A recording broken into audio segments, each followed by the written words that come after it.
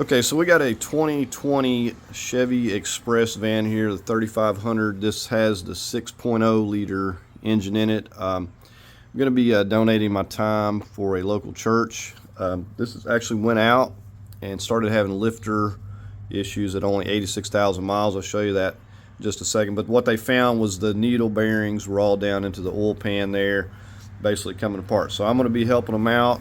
We're going to be putting a reman engine from Fraser in here, and hopefully this is going to last for a long time.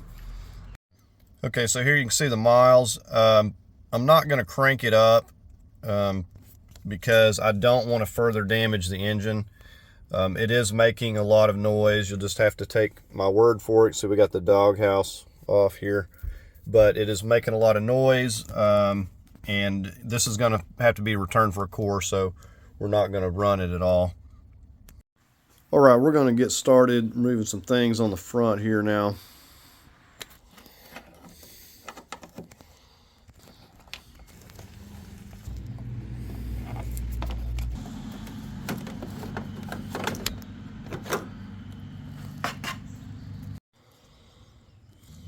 All right, we got a couple 10 millimeters.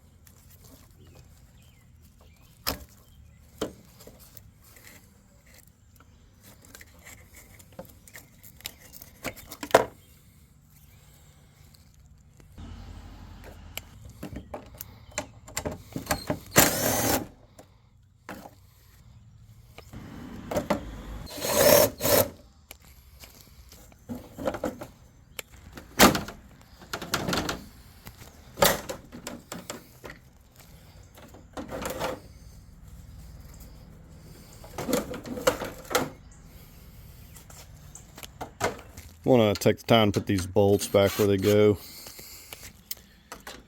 These are 10s as well.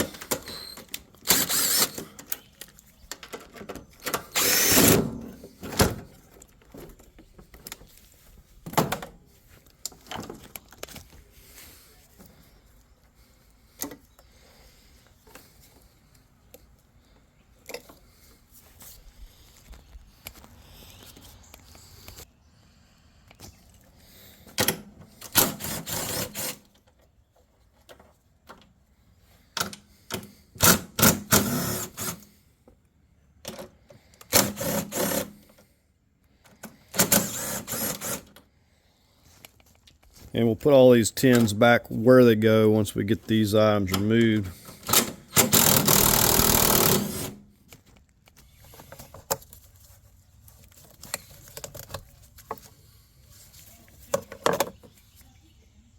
Loosen up this 7 millimeter band here.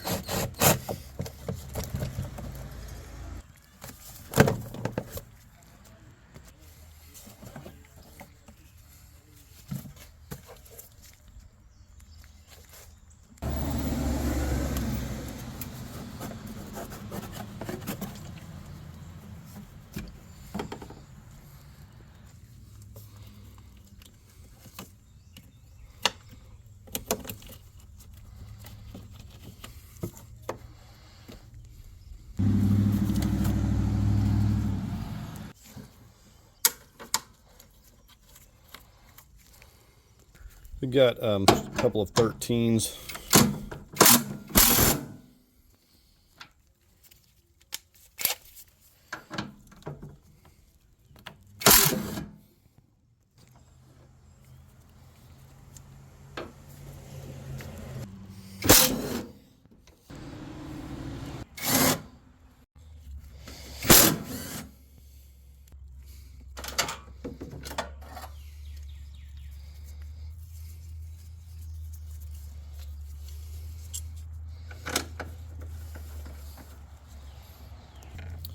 I'm going to go ahead and get the 10s on this hood latch. I've got some marks on here, so I put it back in the right area.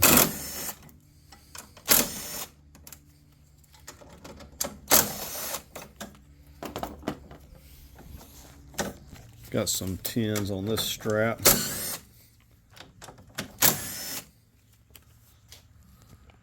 More 13s. And same thing over here. Set this aside for now. Okay, we're going to work on getting this bumper here out of the way next. Okay, I got a 15. I'll start in this tire well here.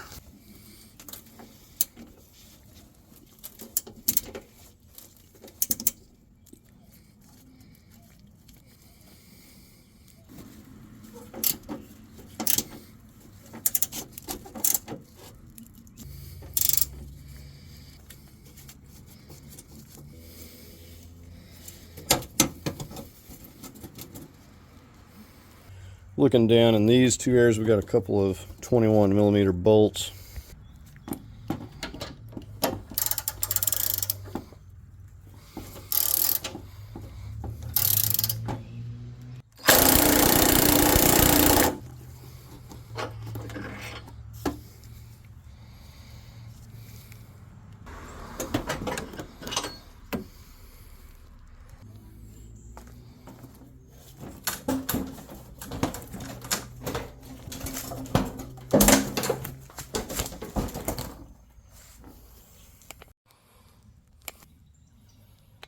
Okay, I think the next move is going to be taking the 13, see if I can get some slack to pull this out here.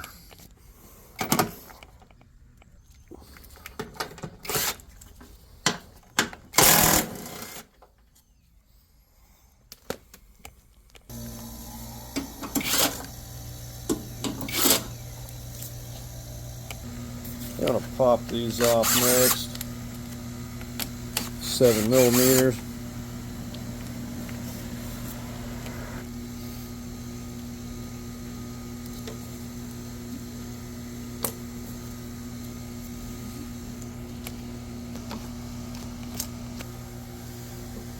Alright, so go in here, push that plastic tab down, and you just pull that back. Same on this side. Now we got that free. Then take these 13s on each side.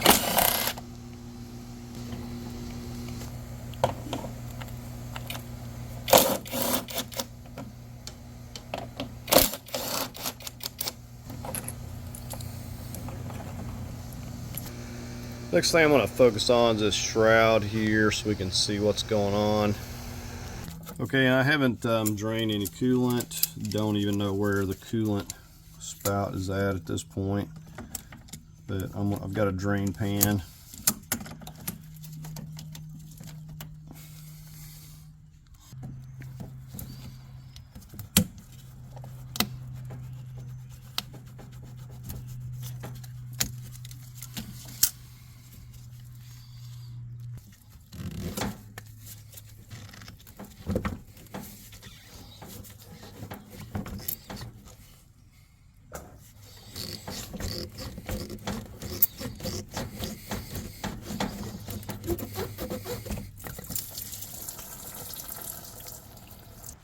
I think I did get some of that actually in the drain pan. Got a clamp here. I'm just popping it up off of here. I can't figure out what's holding it. Alright, so we got that loose. We'll try to stuff it out. Wait a moment. So there's the 10mm.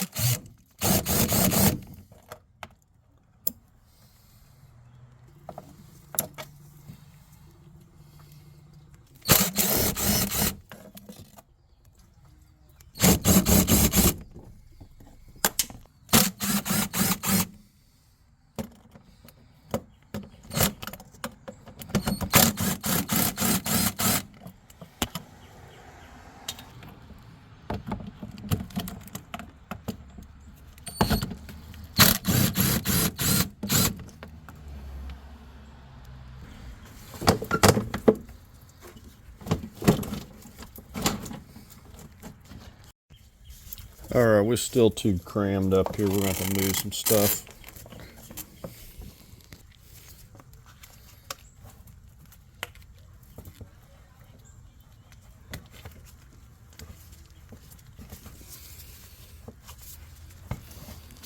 Right, I'm gonna take this band back here so I can get this piece here out of the way.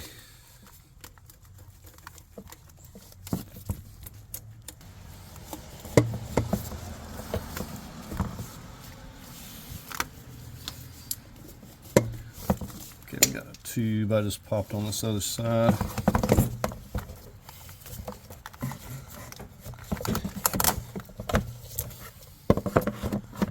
That hole right there, had to pop that out. All right, let's try this again.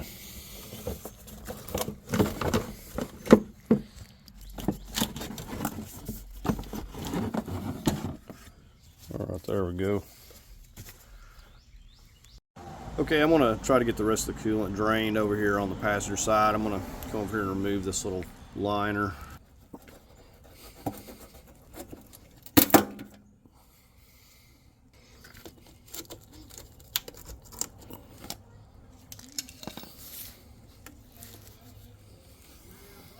All right, we got that out of the way.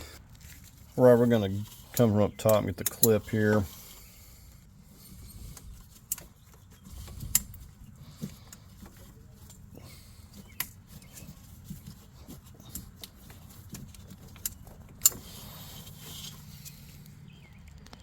Now I just completely removed it. I don't want to take a chance of it hanging up. I've got the pan there, where it needs to be. And this is going to be difficult. May need to get a pry bar. And we'll just gently pry on this.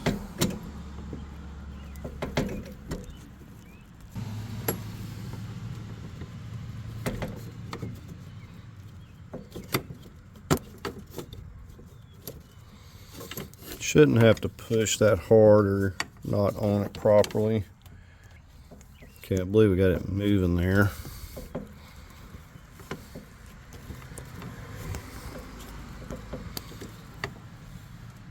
I know these are supposed to be a quick connect, but they always seize the O-rings when you go to try to remove them.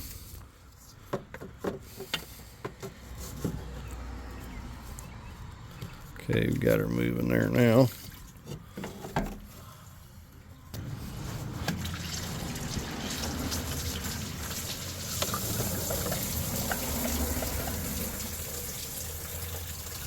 Okay, next thing I need to do is get this wrapped up so I can push this out of the way here somehow. Okay, so the idea here with this condenser is I'm going to try to just cut a spot here and over here where it's probably the thinnest and get this around this radiator support. All right, I snipped me a place right here. We got to get the pressure switch.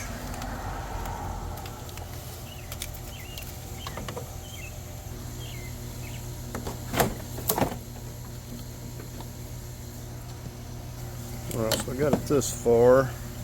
So like I said, that hose has a little bit of slack. My next idea is to clip it here or here. All right, then I got this clipped here. I got to work on getting this around it. Now on this side, this Freon hose doesn't have a lot of slack, but it's underneath this. So I lifted this up and slid it that way. So just sliding it, to the right. Now it would have been easier to come straight through here, but for the structural integrity of the thin plastic, I figured I would come through this side, or attempt to. Okay, I was wanting to get this before I took the radiator out, but I don't think I'm going to be able to. Just wanting it kind of out of the way. This radiator has the power steering connectors and coolers, and it has lines, or the transmission cooler lines on both sides. So we got to get the little clips out from those and get those loose, and then of course we're going to have oil dripping everywhere. Right, we got some cardboard on this, we're not damaging it. Right, so now we got to get this little dust cover off.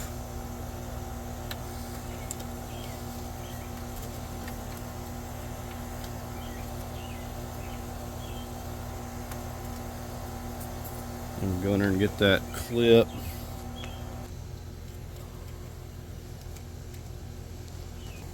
Alright, so it just came completely off. Now, even though you got the clip out, it's still not easy to remove by no means. Now, I was using the aid of a pry bar just to kind of push on it. Right now, I'm just going to go down and get that lower one. Okay, the lines are loose on this side. We're going to move on over to the other side. And we got to get that one and the one down there. I've done got the little dust covers off.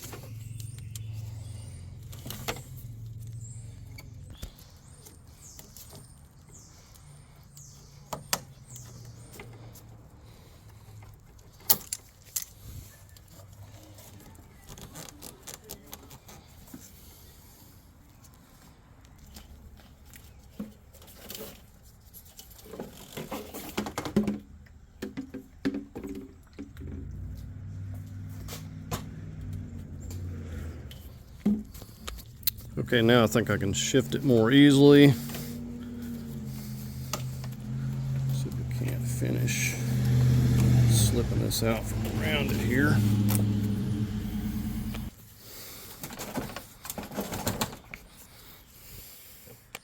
All right, got that slipped around. I think I'm gonna have to take this piece off down here.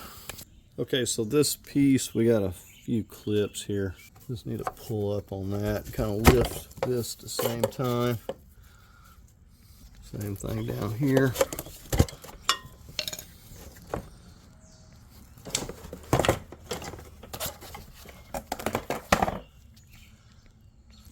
Okay, so I'm going to try to start sliding this out this way. That's the idea here anyway. Now, as you can see, you got quite a bit of slack with that hose right there. Now, this would have actually been easier had I had the shroud off of the bottom, but there's like a couple of bolts on the bottom and I didn't feel like crawling under there. Okay, along with that shroud, we had a sneaky clamp on one of our hoses there as well. You see, this got room to swing way out here.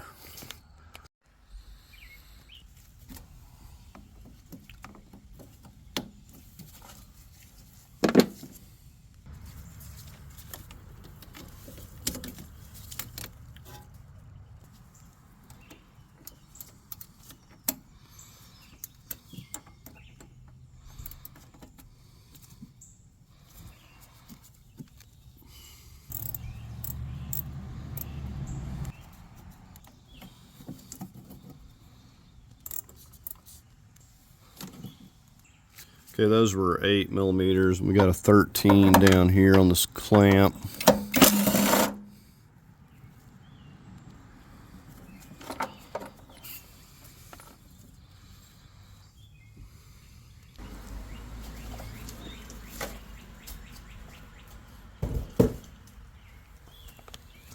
We're going to try to get these wires out of the way here. We've got a ground strap over here. This is a 10.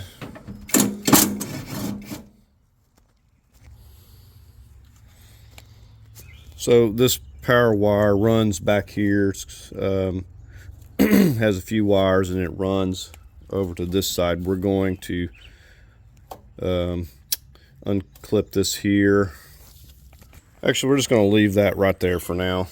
Okay, we're just going to follow it over to this side. It's going to run into this box here. So it's clipped to this wire here. We're going to unclip that. Got a red wire on top of it, and then it's underneath. We're just going to disconnect it here at this junction box. Got a 10 millimeter.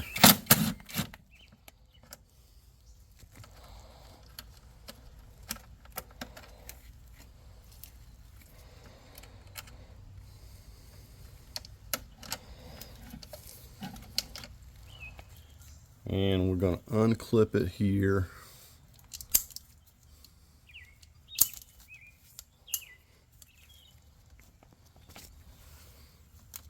And that's just going to free that up. Probably just stick this back for now.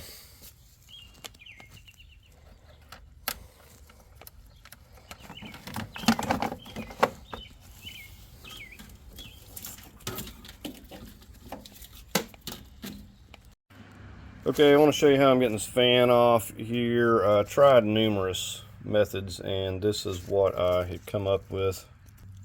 So I've got some couple of bolts. I think they're M8s. They're 230 thousandths diameter of the bolt. I stuffed them in two of the holes there, just loosely in there. I'll show you what I've done next here.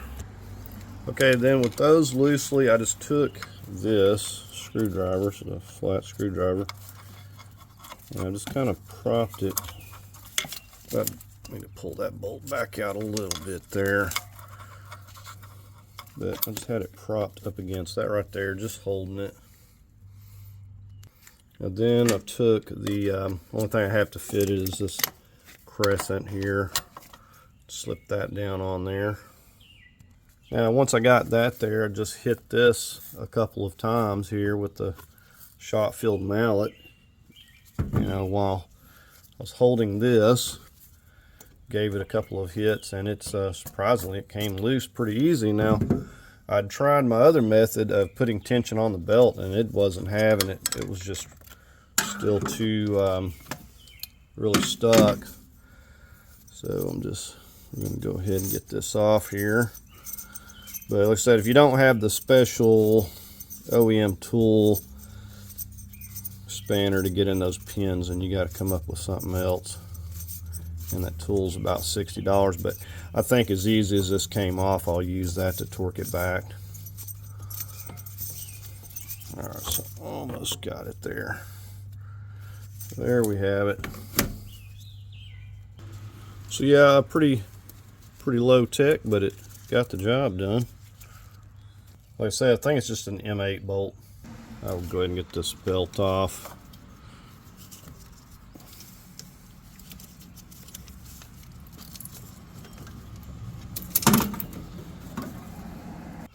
Now this is going to get replaced.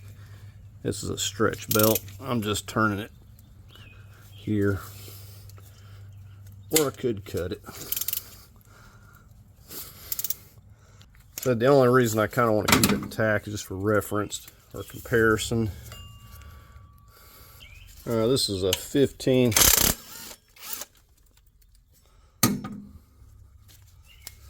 Got a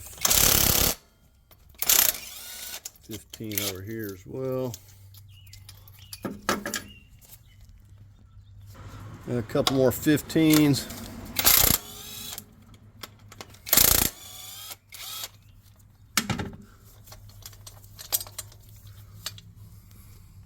Okay, I got a big cement mixing pan down here, and we're going to start cracking this water pump loose, get it draining a little bit. We will have to remove the heater hoses, but these here can just simply come out with it. So we're pretty much just going to be stripping a lot of the stuff. It's not going to be any easier or less messy to do it once the engine's out. And these are going to be pins.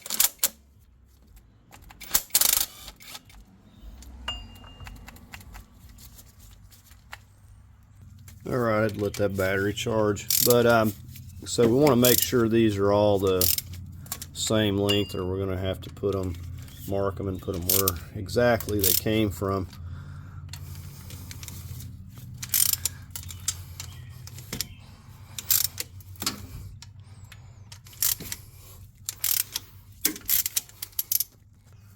Yeah, they're appearing to all be the same length, it's looking like. Now we'll have about a gallon of coolant left up in here. See if we can get it loose. That pan's working out a lot better.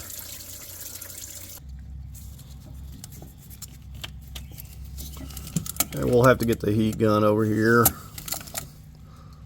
Basically gonna have to get these really hot. I don't even take hoses loose without a heat gun anymore. It's just too difficult. Knocking everything down here. Alright, got that one loose. Alright, I think I got the camera at a safe distance so I'm not completely soaking it with coolant again.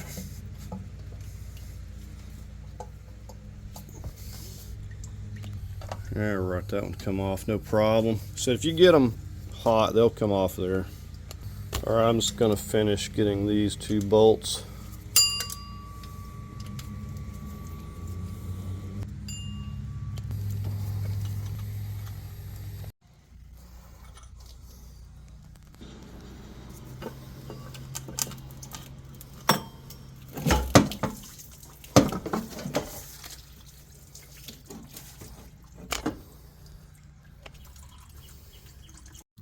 Alright, I'm going to work on the power steering pump here. We got some 13s.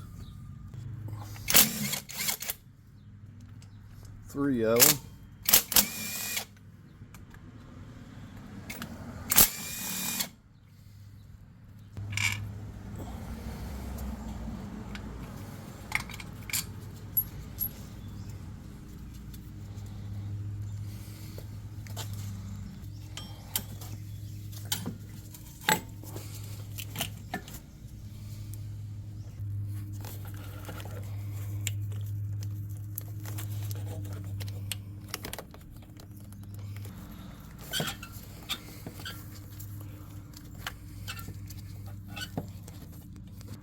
Right, I'm using a 13 here.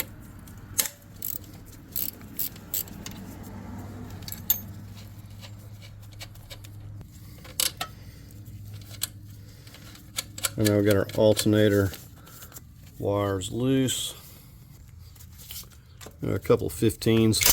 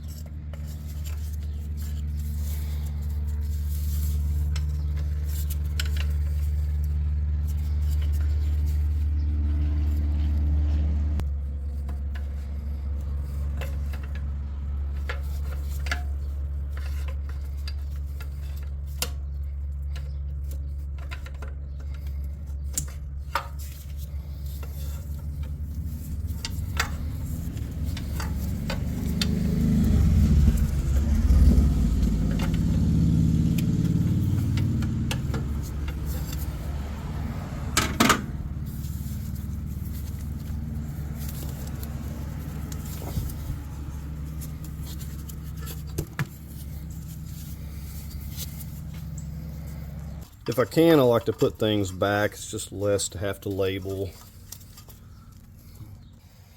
These are 15s.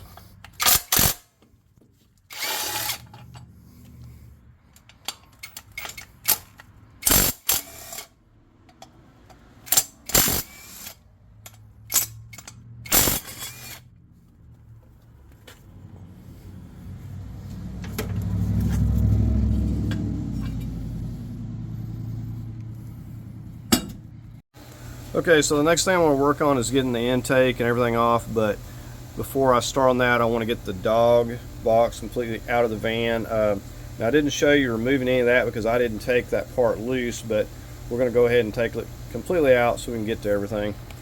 So here's how it's sitting right now. We're going to go ahead and take it completely out. Now, in order to do that, we're going to take these bolts here on this seat so we can tilt this seat here back. I've got it back far away, but it's still not enough room to squeeze it out of here. All right, we got these 18s. We're just going to start up here in the front.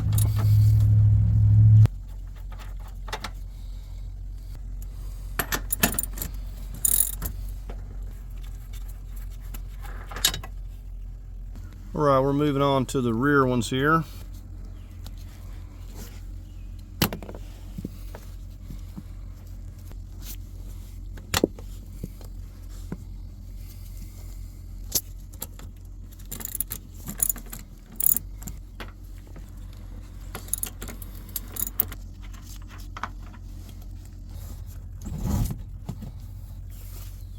All right, I just slid it over. Be mindful of your wire connector here. You don't want to get carried away with it.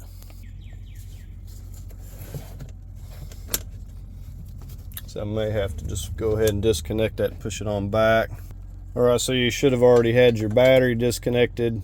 I'm just pushing this safety lock back.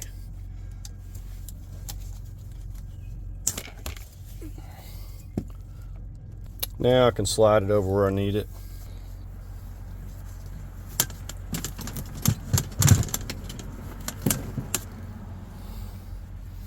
All right, now we got it. This thing has oil all over it. I'm going to clean this up. All right, now we can get the stuff, and if need be, if the other seat gets in the way, we'll move it. But I think we're going to go ahead and just start taking the coil packs off, just so nothing's getting damaged coming out. May just leave the may leave this depending on how stuck those are for now. All right, we'll just start with these.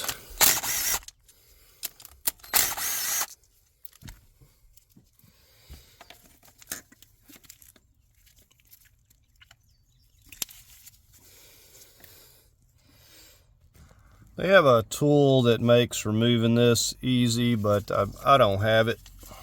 So I'm going to leave it for now, and I'll come back and revisit this probably after we take this off. But I'm just going to be setting these in a box, get all these out.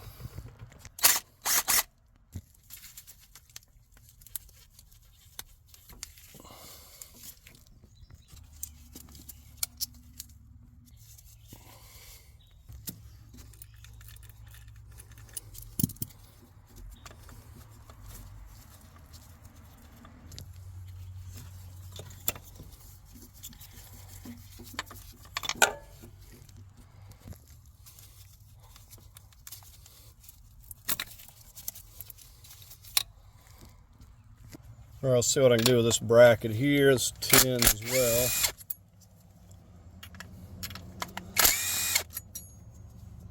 Got all these little studs holding it. These extended ratchet wrenches are nice because they like to get stuff tight. All right, I got the last one back there. Let's see what all's connected to it. All right, so not too bad. Just comes off there in one piece, and then you don't get nothing mixed up. All right, and while this is handy here, I want to get this vent for the transmission dipstick here. And we're going to get the dipstick loose right here as well.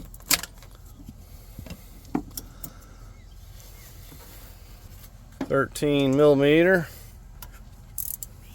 And got my ratchet wrench here.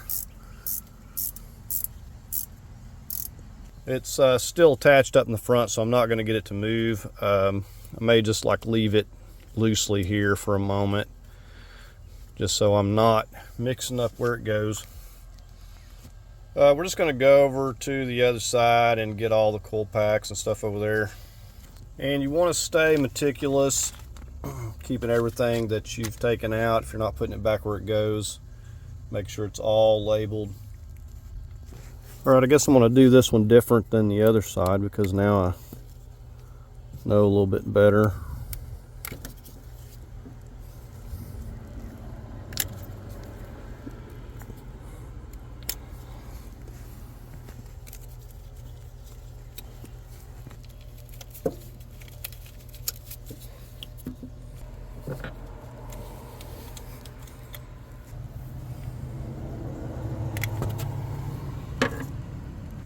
This time we're going to remove the studs.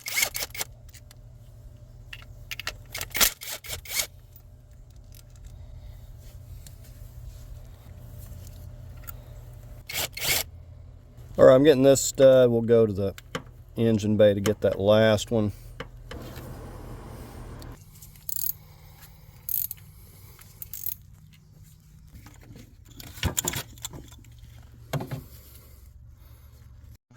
All right, we're gonna jump out here a minute and get these dipsticks loose here, the transmission and the oil. I'll get this 10 millimeter for the oil first.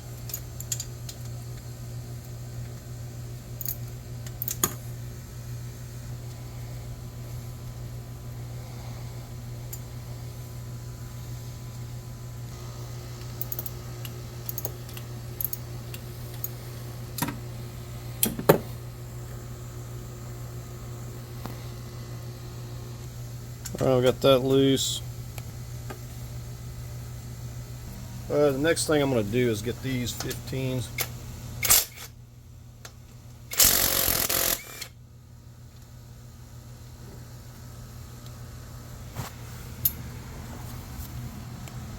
Right, I thought I could leave this 13 right here, but I'm going to have to loosen this up. The way this goes together, I can't separate the dipsticks here from the brackets.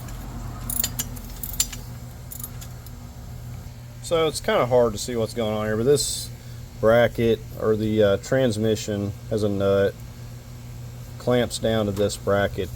This oil filler tube, I just pulled it out over here, or I just slipped that out of there. There's like so many things in the way here. So now I can just take that off, these wires out from around it. And here's this piece, so it's kind of left all that together. So we're going to go back on the inside and see if we can't get these dipsticks out of there. Finish removing that nut we left on there. We've got the vent tube off. We should be able to lift this up. So we follow this down here, try to get you an image of it and see where it's running right over there. So we're going to try to pull that out. Alright, we got it pulled up and out of there. I've kind of got the dipstick pulled out a little bit too. Alright, I just realized I was doing this wrong. It actually separates just right here. I knew it couldn't be that hard.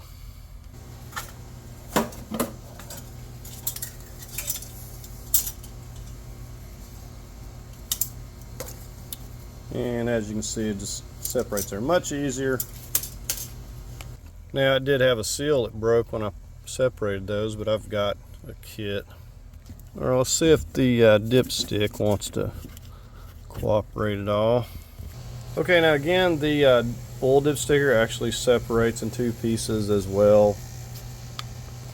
So we just got to pull this apart.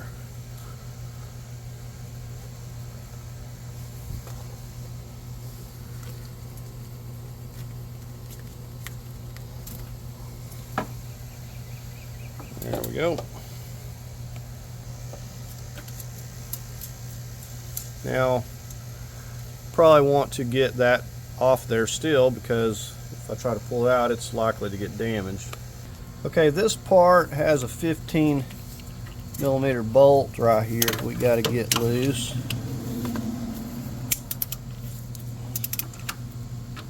Or we got to take it completely out rather.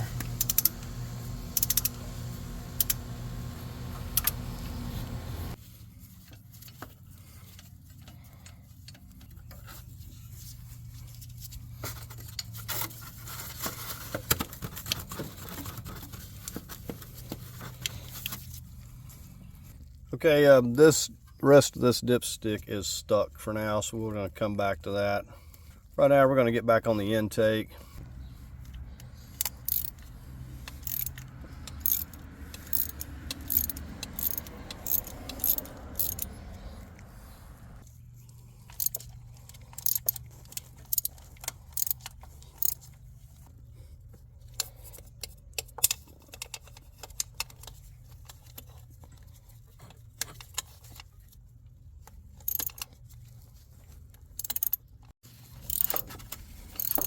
Or I'm just getting these from the engine bay here up in the front. All right, we're just on the other side here.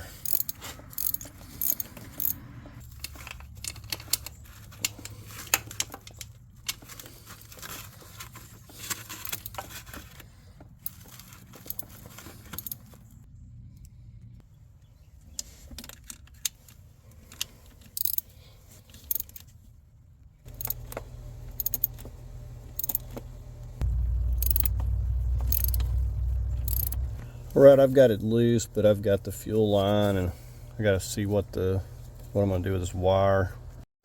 All right, I'm going to work on disconnecting these fuel injectors here. Got to get these safety locks up. So we'll just get these first.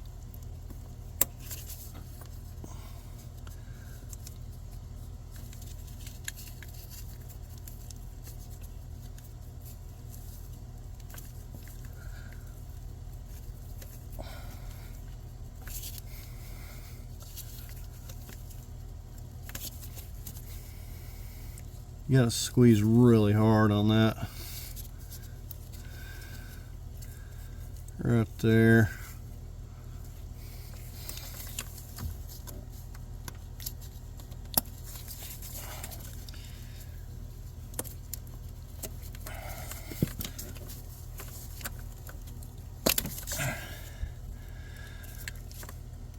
You can save your fingernails and use the screwdriver to get those injectors. I'm going to get the throttle connector here.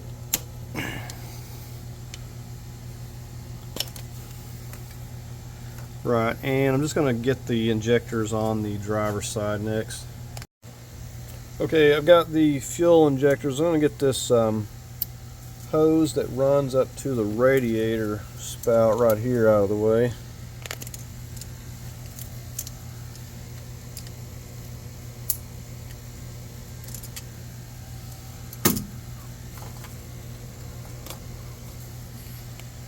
Now, I already preheated that with a heat gun, so that's why it came off easy.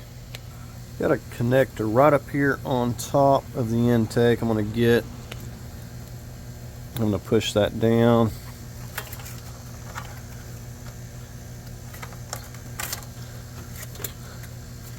You can see that.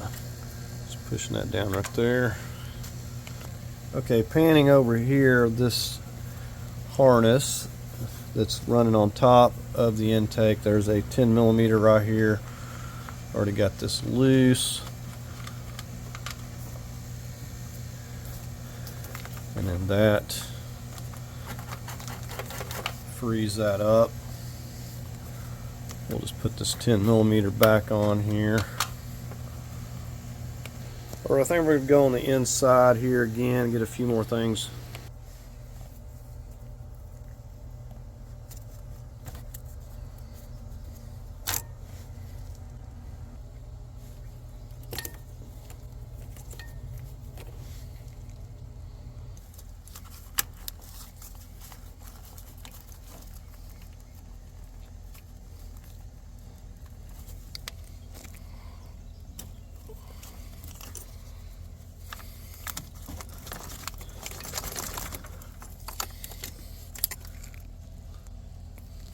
Or we should have all of the wire harness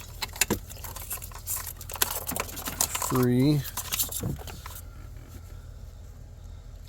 Or we're going to work on this fuel line.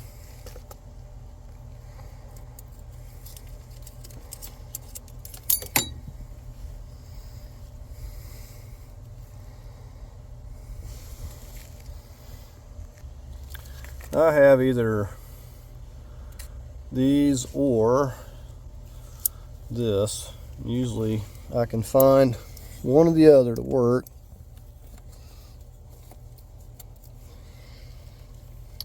We're going to have to put a rag on it. Safety glasses.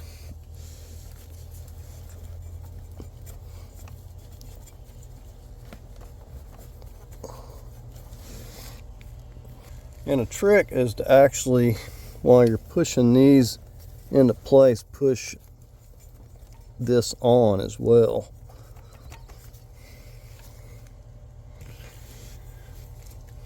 Right, not a lot of pressure.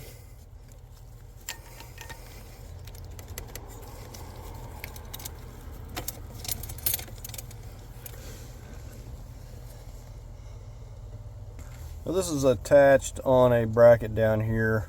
You could loosen that up to get more slack because it was pretty stiff there.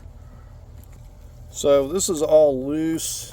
We should be able to start either pushing this out the front or the back. Probably go out the front.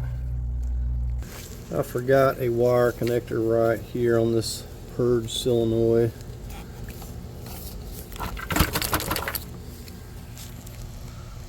So it's going to want to hang up on this little piece here, these 10 millimeters. So I'm going to have to take this off.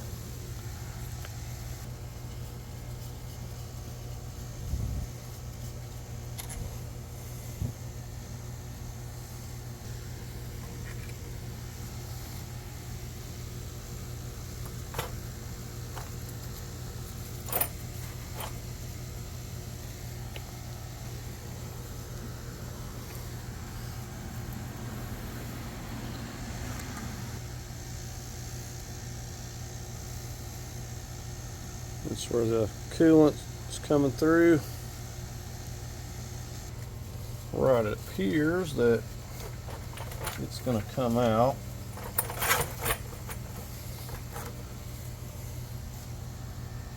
So it's definitely better to take these completely out.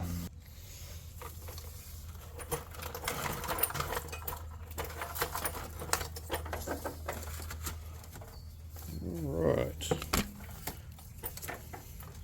So I've got one hose still connected here.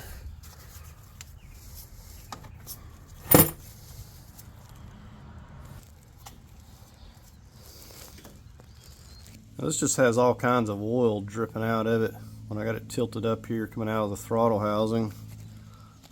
Now that actually opens up a lot of room to be able to lift this. Next thing I want to work on is getting this AC compressor loose. This is 15.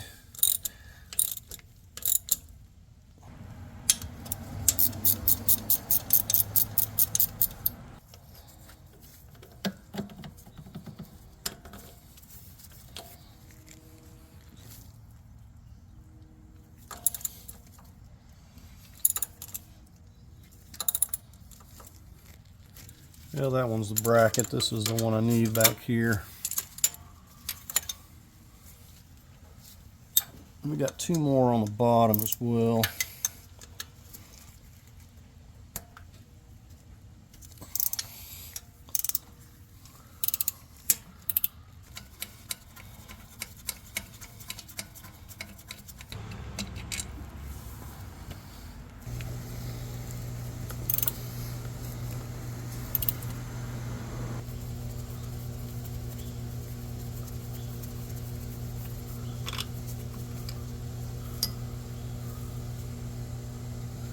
Disconnect this AC compressor. Maybe I'll be able to show you this back bolt.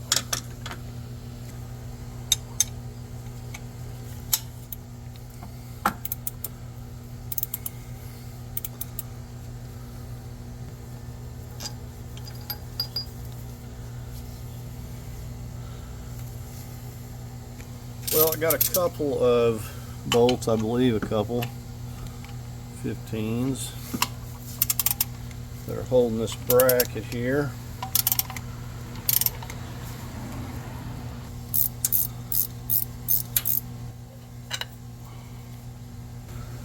I just pulled that compressor out a little bit using a deep socket just to kind of get a little extra length on this next one.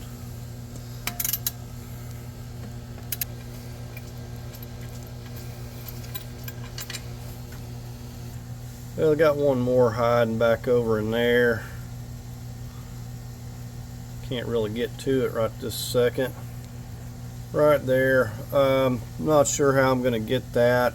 Probably a ratchet wrench, but I can't really get it from here. Okay, we're up underneath. We're going to get on these exhaust nuts here. We got 3 on each side. These are 15s. I'm just using about a foot extension or so.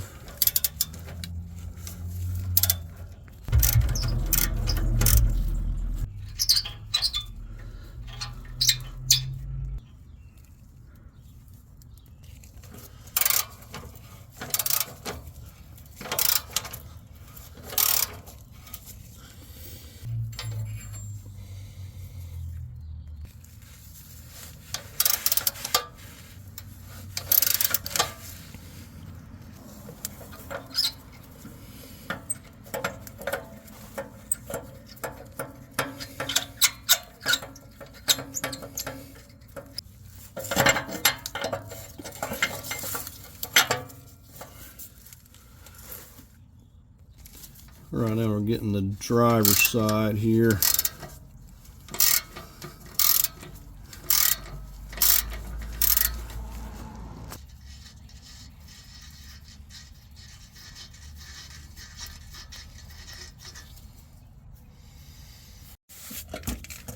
Okay, this one we got to use a swivel.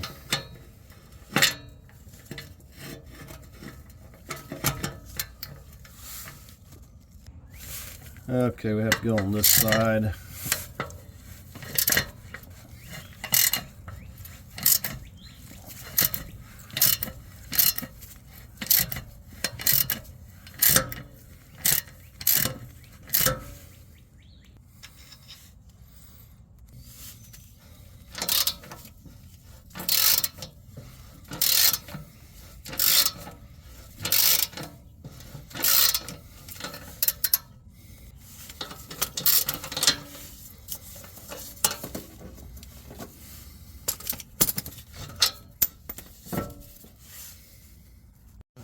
Okay, we got the exhaust loose on both sides. The next thing we're going to focus on while we're already down here is just getting this starter out of the way. Got a little bit of an extension here, these 13s. Those are tight.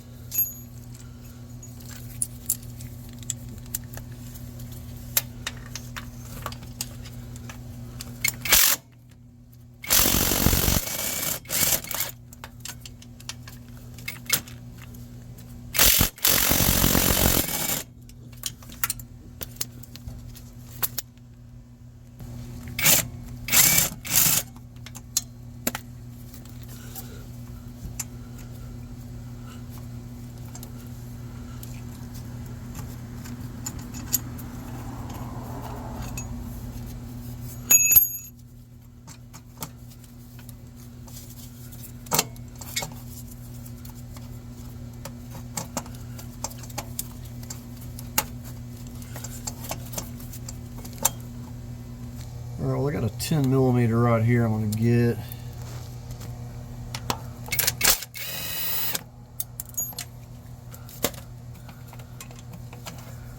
Let's see. I was hoping I could get it pulled down here to get the wires, but it's like it's just hanging up on something, probably wiring.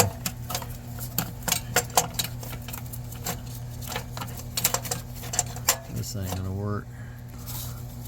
Alright, well maybe. That piece out. Okay, so we got this clip we gotta pry up right here.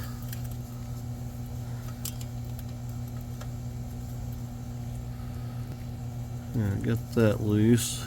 I think we got a 13. So yeah, we got a 13 here.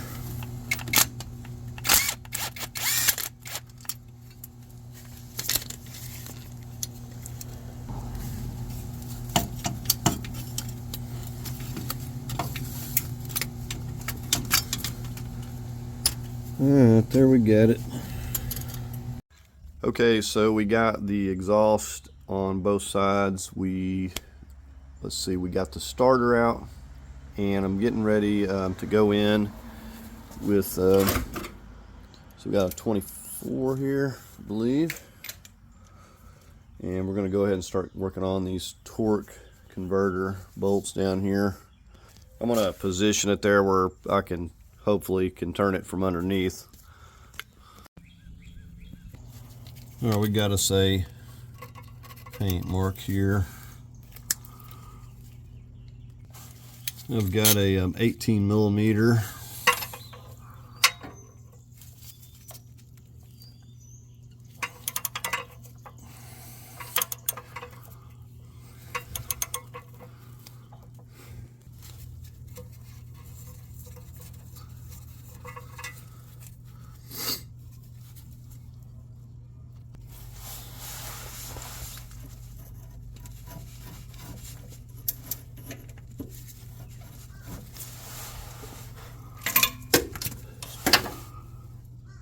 So if you get your ratchet kind of wedged right here, it prevents this, because it's going to want to spin on you.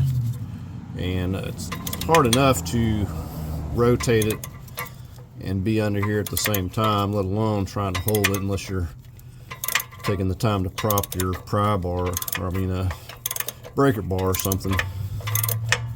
So I'm getting the second one here now.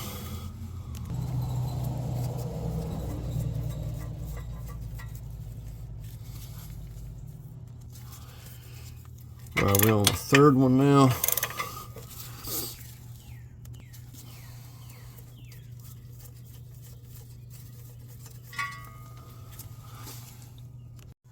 Okay, so this only uses 3. You only have 3 torque converter bolts on this one. I thought I actually missed one, rotated it around, but we only have 3. While we're here at it, and this is handy, we're going to get this crank sensor.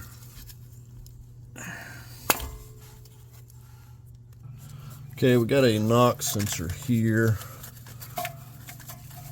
Go ahead and get that loose. Pull that clip up.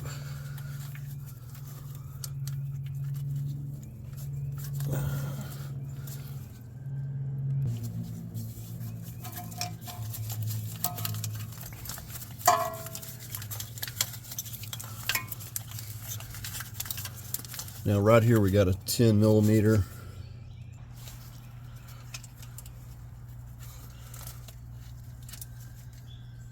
Now that's going to free up these transmission cooler lines that are attached to the oil pan here.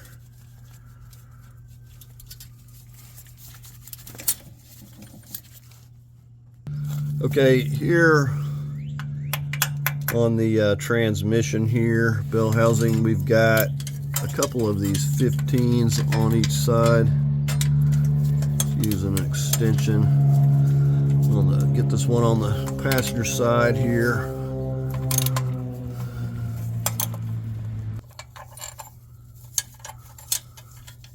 And we'll start labeling these. Okay, I'm just working my way up on this passenger side. I'm going to go ahead and get this one and this one. And we'll get a support under here in just a moment. These are pretty easy to get.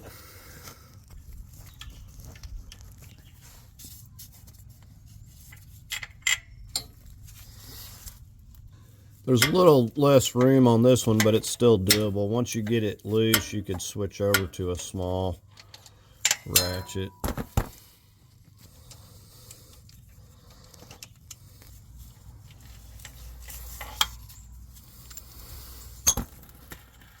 All right, so we're just going to go to the driver's side here.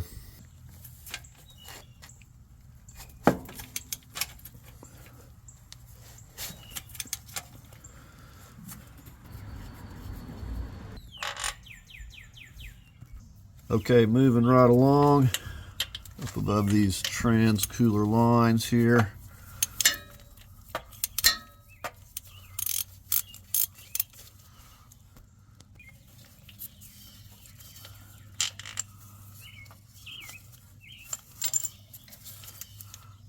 Okay, we're going to get this top one up here next.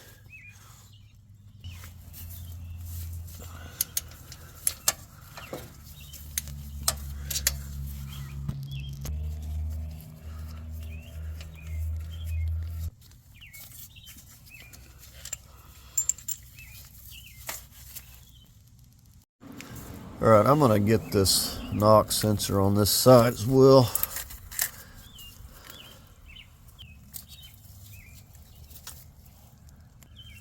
There's a 10 millimeter for this bracket. I'm just gonna take it out. Just a piece of plastic. Okay, I need to get the oil cooler lined so these aren't getting damaged. I haven't even drained the oil yet, but I got a pan right under here.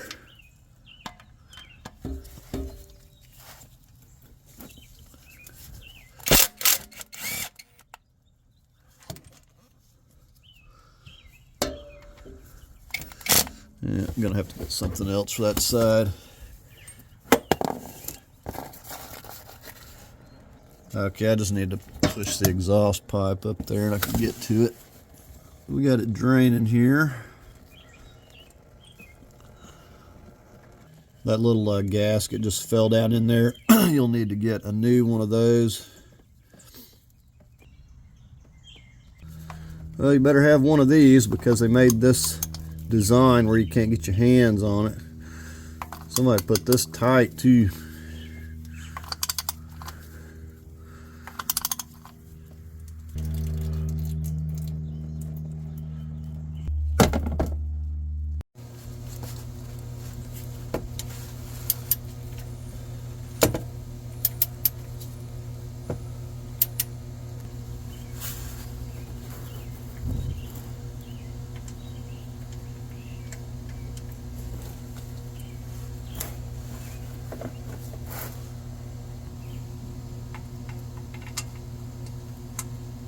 Alright, I just got a jack stand positioned back here at the bell housing on the transmission. Okay, we're back up in here. We've got a couple of bolts up at the very top. We first have this wire we need to push out of the way.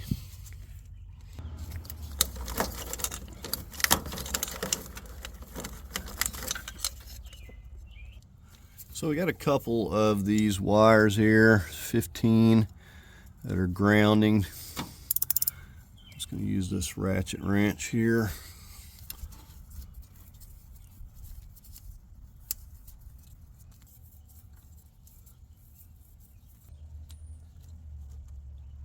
And then the other one's right here.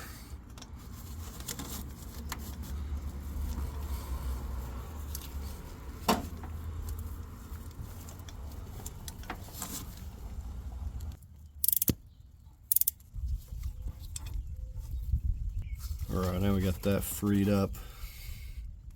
Okay, as you look down here, we got the fuel line, and there's a 13 holding the bracket for the fuel line here, so we can get you down in there.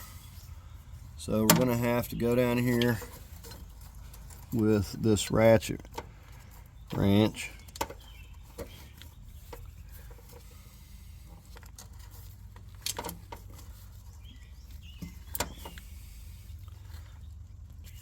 Very tricky to get that without dropping it. I had to use both hands.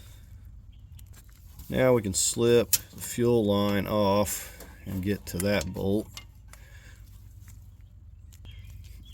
And that's going to be a 15. Again, I'm using my extended handle ratchet wrenches here.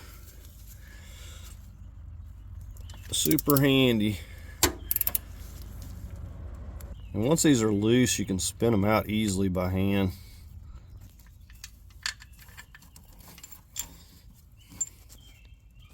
Here's our final 15 up on the very top. It's being blocked by this wire here.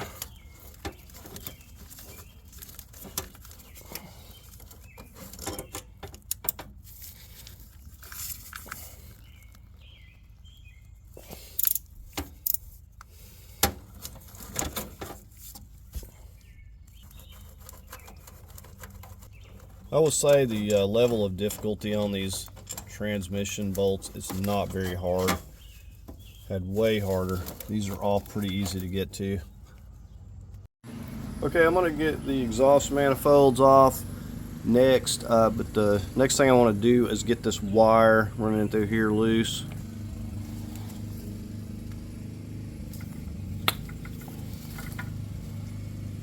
Right down here we got a 15 millimeter holding this little clamp.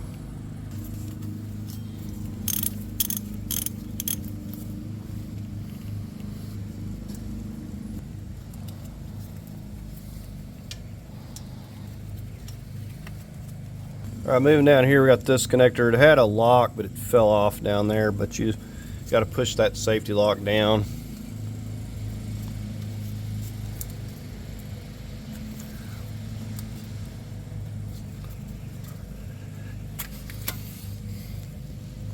Down here we got a 10 millimeter holding this part of the wire.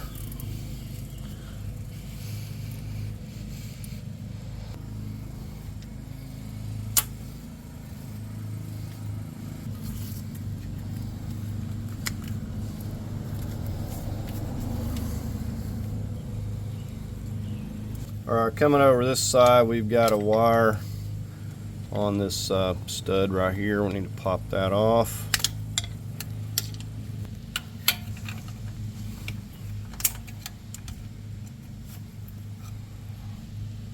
Alright, now we get in here with this ratchet wrench, get on this 13 stud here.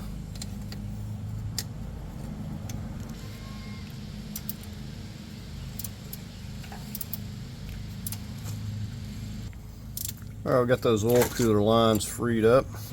Alright, this wire is all freed up. I'm going to use a 19 to get this temperature sensor out here. It's going to have to be swapped over anyway.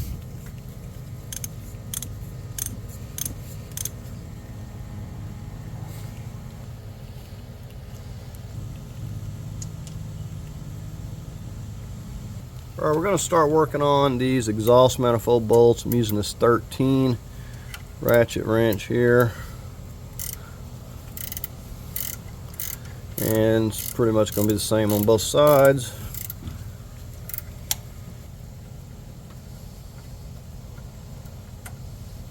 Now I managed to get all but one of the spark plug wires off and just pop them off with a screwdriver.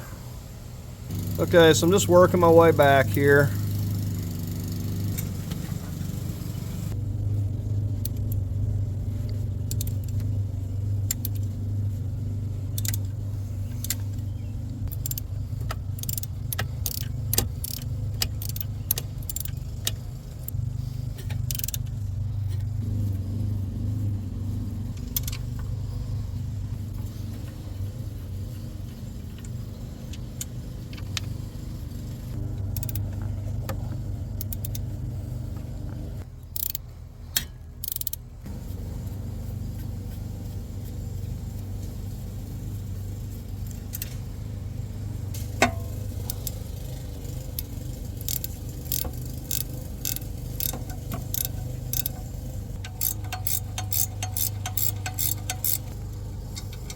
Right, now I'm just going to do the same thing on the other side.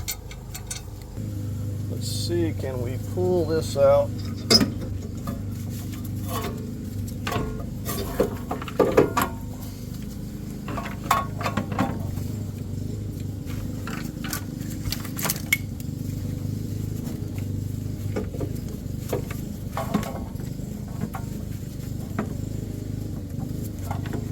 Okay, we're hanging up.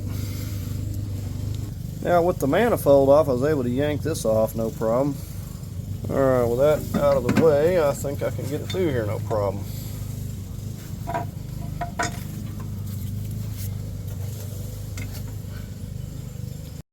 Alright, on this side, when I was took all these out, I'd worked around this, kind of pushed it over to get the bolts, but I had to get it out to be able to pull this out. So after taking it loose, I pushed this over and went in from the top and heated it real good, and then finally was able to twist it out of there. But it was really stuck in there like most of these.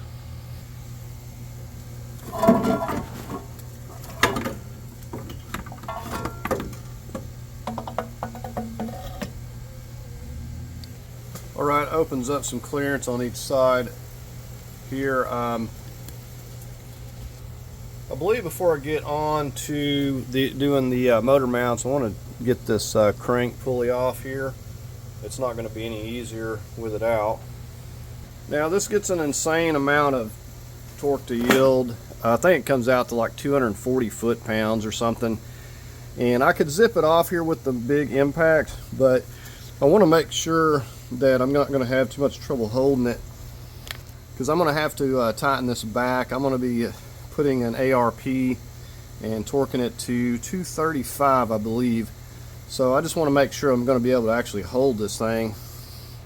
You can see all the cheater pipe I'm using here, and I'm barely turning it so far. Now another thing you can do so you don't have to torque it so much is there's kits you can get to pin the crank to this. They sell a kit, and with that I think you only have to torque it to like maybe 150 or something, because it just relies on the force to hold it from moving. But in my opinion, a pin or keyway is a much better design. And these are supposed to be one-time use, so I got the ARP, so if it does have to be removed for whatever reason, those are reusable.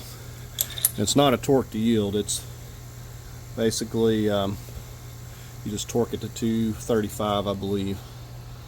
So yeah, really big bolt. Got my Chrysler puller now. I guess I'm going to flip it over. We'll find the bar that's going to fit. Of course that goes into here.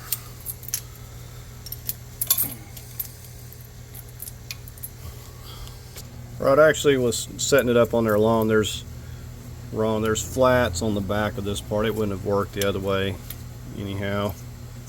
Not enough room, or not enough rod, so you can see how it's sitting on those flats back there.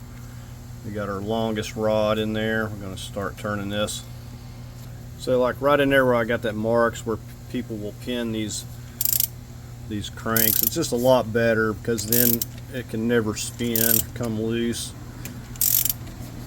I mean, it's a press fit anyways, and they're not real easy to even get off, but I guess if it's not tight it will spin loose.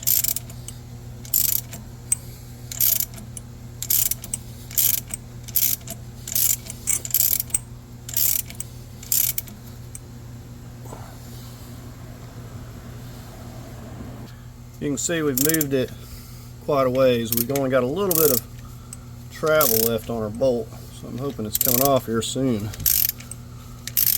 or I'm going to have to put an extension.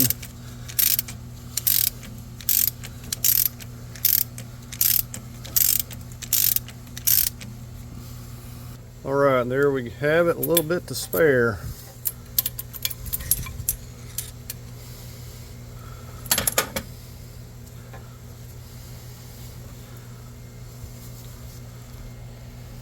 Not seeing any leakage on this front seal here. I'm getting back on this AC compressor bracket. I'm just reaching back here with just a regular 15 millimeter and getting a hold of this. I've already got it loose. Wasn't too bad. It is going to take a minute because I can't really get in there with anything else right now. I didn't realize how easy it was just to push that heat shield there over. Once I pushed it over, I got my ratchet wrench on there. Now with that out of the way, I got this ground here. I can get this at 15.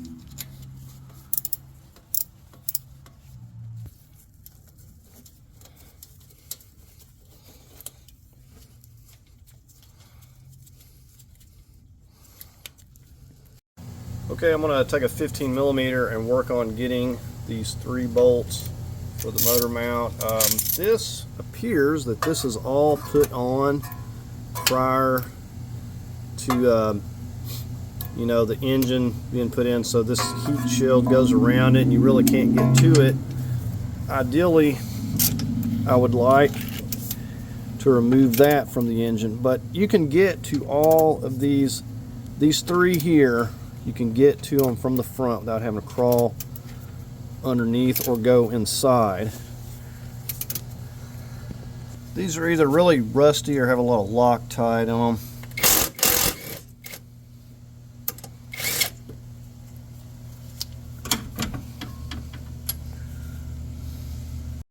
Okay, these bolts are very difficult to get out. I don't know if they've got just a lot of Loctite.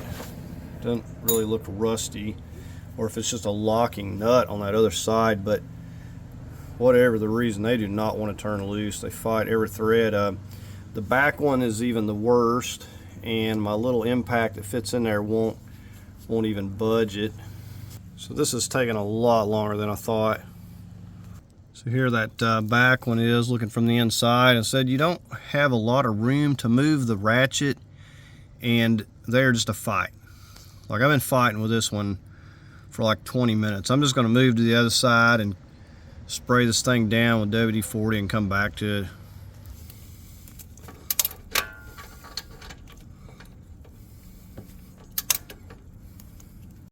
Okay, so finally got those bolts, and they were a fight. Worked on there for probably an hour, those 6 bolts. Now the next thing I'm going to do, taking this is like a 4-inch. You need to be pretty precise with it being 4 inches of extension or socket. 15 millimeter, we're going to go in under those heat shields on the motor mounts and get the 15s going into the block. Now I could have just taken those 4 out on each side. I didn't realize it until now and left the other ones alone, but I've already got those out. So I think the next thing we're going to do, though, before I start taking all those loose, is get a chain on here and get ready to start hooking up to it. Here's the bolts I'm using, and I've got some washers. I'm going to go here, and I'm going diagonally to the back. Now this chain is going to have to be stretched pretty tight because we don't have hardly any room to lift.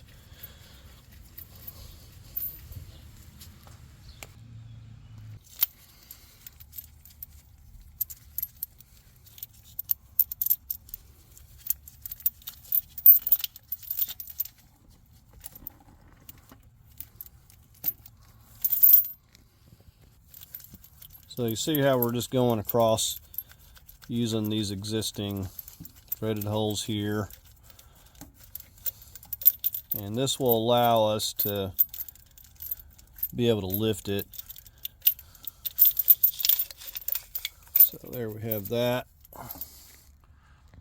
So you see how I've got the washers. I just kind of got one in front and one behind it.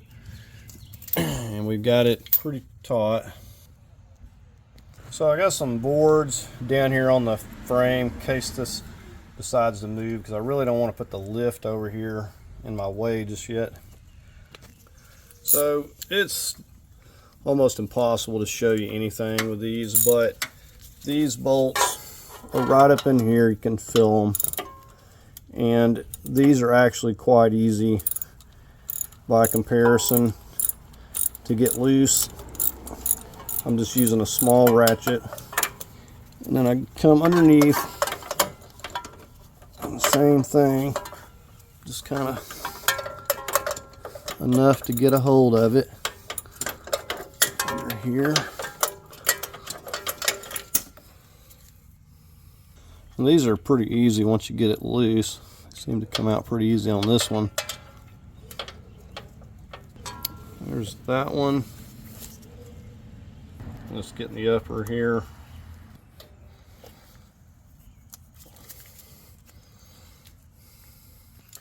Now for the top one, I'm just reaching right up through here. Like I said, these weren't too terribly tight. All right, I got one more. I have to kind of get it from underneath. Okay, and you can see we can come on here with the same ratchet.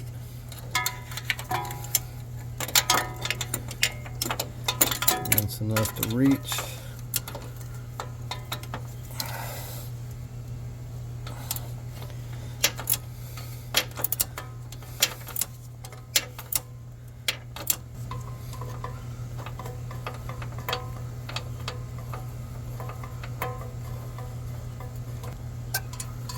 All right, I'm just going to move over to the other side and do the same thing.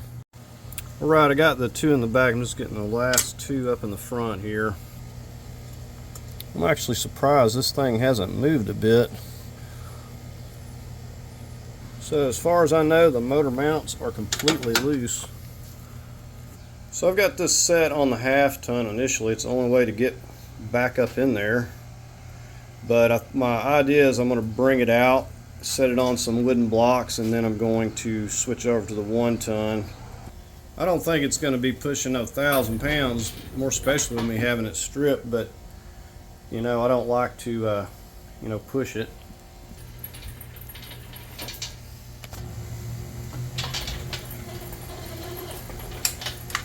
Now what I'm going to have to do is get a bolt and bolt it right directly to the chain on the lift.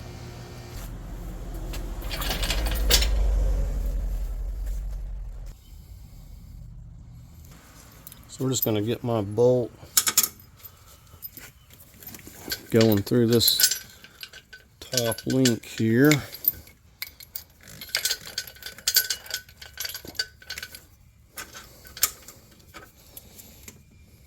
And I don't know if this is going to work or not. I'm going to have to test it. I'm thinking it may still have too much slack.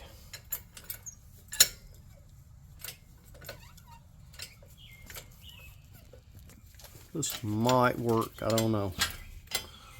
I'm running out of room though.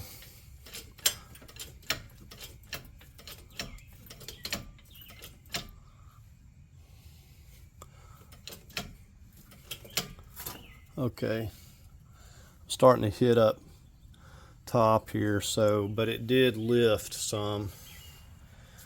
So I'm gonna see. Now, one thing I'm gonna have to jump under and look at is that torque converter, because it will try to stick and make a big mess.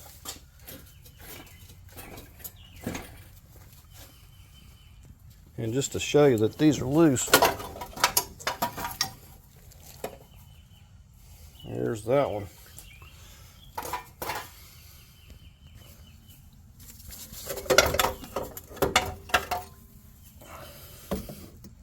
So I know it's not hanging up on those. It's definitely hanging up at the transmission back here. It's just still not wanting to separate. Okay, so I had to give up on it for the night. We're back out here the next morning, and what I've figured out is that coming up here at this top area and using a screwdriver, I was able to get this to moving a little bit. You can see that area right in there where that bolt is. That is where I was going in with a screwdriver. You could use a small pry bar. Now it felt like that it was still bolted in, and I knew all the bolts were out, but these alignment dowels are completely corroded and seized. So I was just coming in here and pushing on this gently.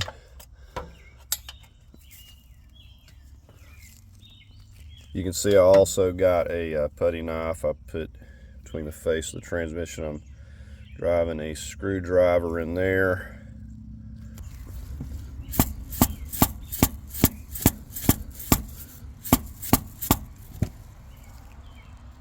We got about a 1/4 inch gap there. So once you get it moving, it's, you know, pretty easy to keep it moving. I said it won't seize like it was. So these are the culprits on both sides. Those right there, rusted and just seized in there. Now I haven't started breaking the driver's side loose here, but before I mess with that side, I'm going to just try to lift it up and move it around. I've got the transmission sitting on a jack stand, and I'm going to see if it's just going to break free.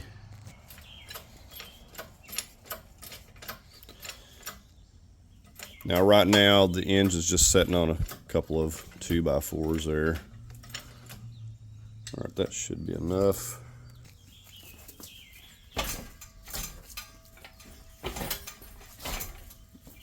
Still not moving. Okay, so it's the same exact situation on this side. I'm having to go in here and putting the putty knife in between the transmission and engine and having to drive it down here. The only way to get this loose. Both sides are just completely seized. So you can see I got it moving here, and we should be able to go ahead and start wiggling this loose. Okay, now the other thing here, you want to come in here and look and make sure that torque converter is not stuck onto the flex plate, or it's going to yank it out.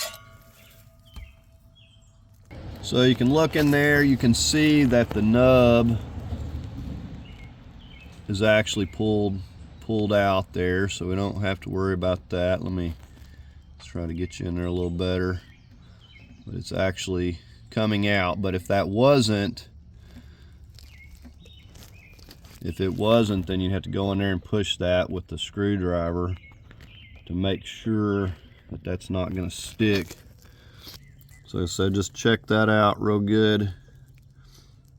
All right, let's see if we can do anything with it now.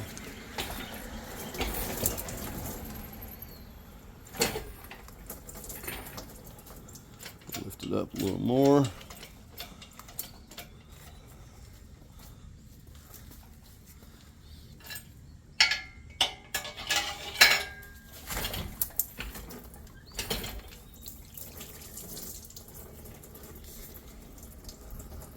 Still got a lot of coolant in it. Let that drain a second.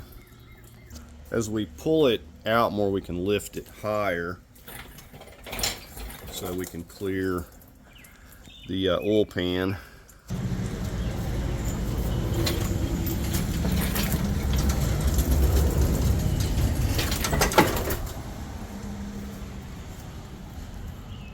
We're just starting to hit the that cross member there. So we need to lift this up just a little bit here. So we got more room now.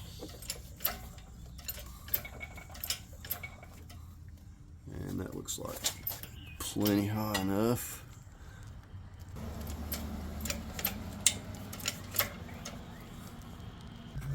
Here's how we're looking.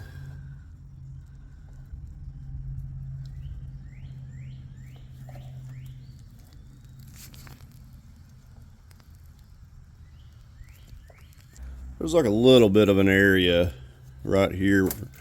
You can see you have a little room for this boom. Okay, let's try to move it some more carefully here. We got to be mindful of our AC compressor. We don't want to be getting rough. I'm going to try to come over just slightly to the driver's side here. Okay, if you can see, I'm hitting on that bar down there now. So I'm going to have to lift it up some more. But like I said, we got plenty of room up here to lift it now. We just want to go slowly. Not the time to get in a big hurry. Okay, I lowered it down slightly. This piece here was catching on my wires, and I didn't catch that till now, but I lowered it back down and put those over the top of that.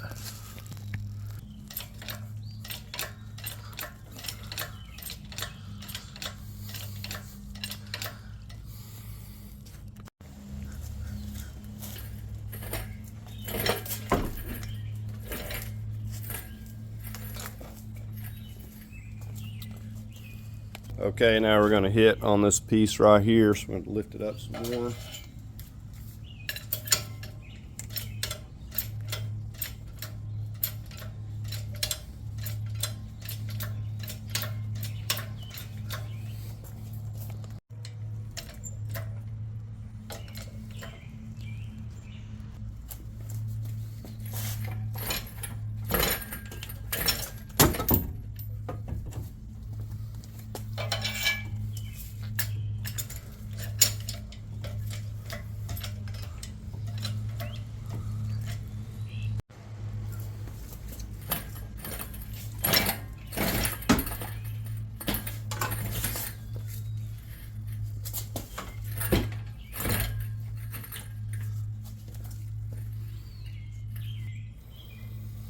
All right, let's get this set down here.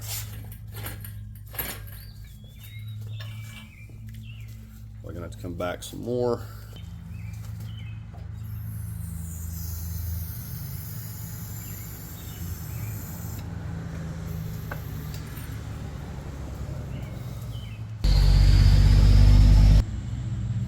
It's a little wobbly, but I think it's gonna work.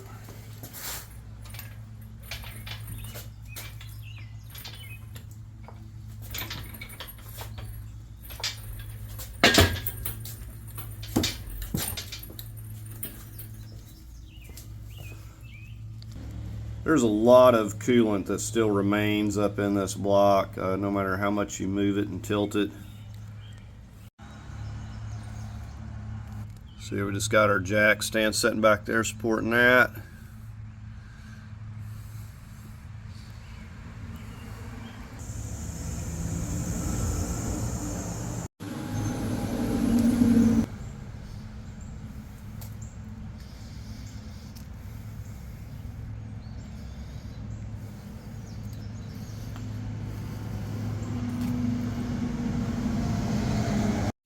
Alright, we got to start getting things apart, getting things, it's got to be swapped, cleaned up and everything before the engine gets here. These are 15s.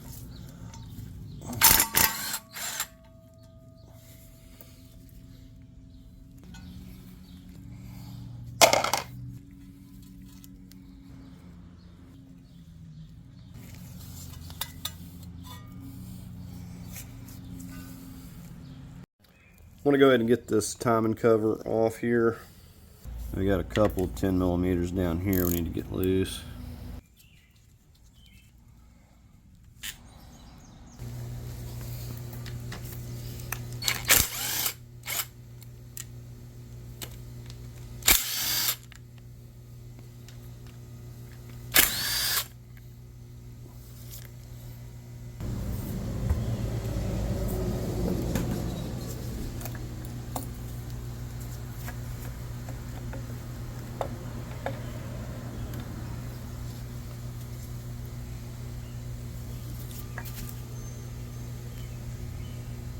Alright, get these 13s for the valley plate.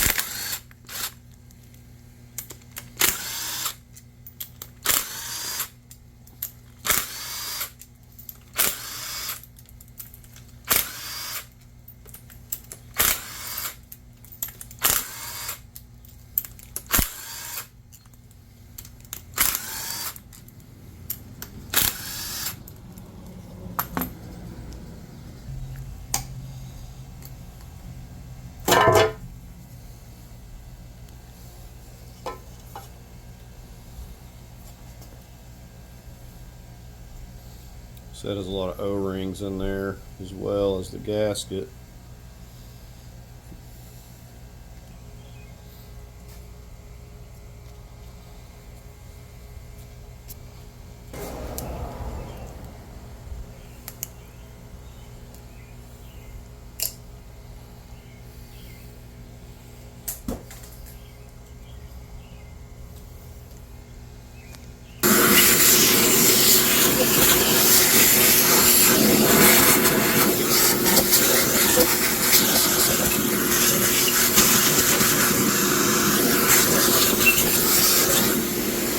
Alright, I'll go ahead and get these valve covers off.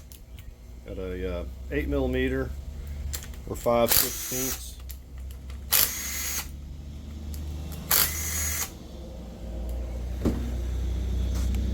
Good idea to mark everything so you're not mixing it up, which side goes where.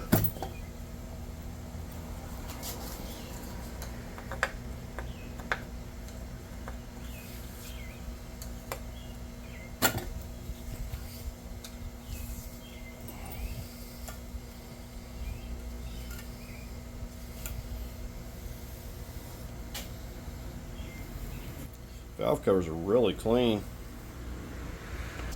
Cleaner everything is, the less work you have to do.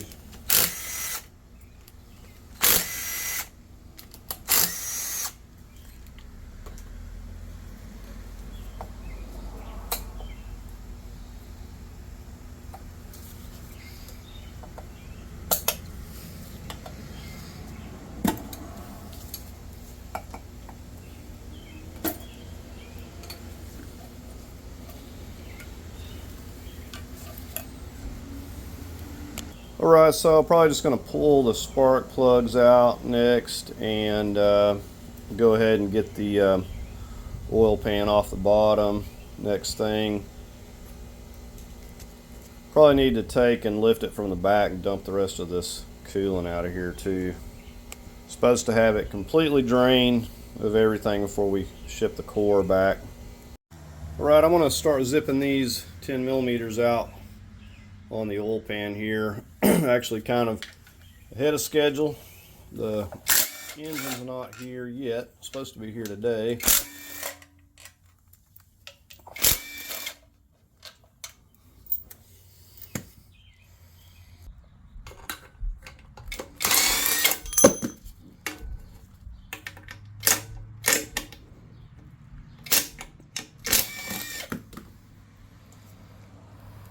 Now I would expect this is going to come apart real easy because they just had this off.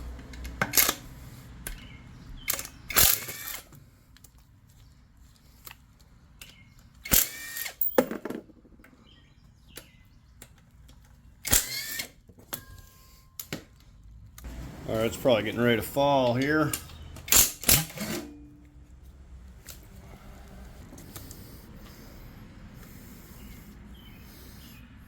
And they've got all this cleaned out as well. This is this would not be this clean, but this is where they found the needle bearings.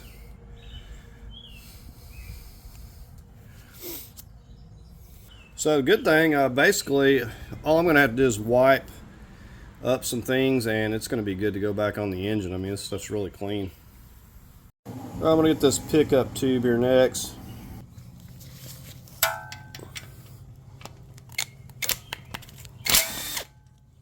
10 millimeter.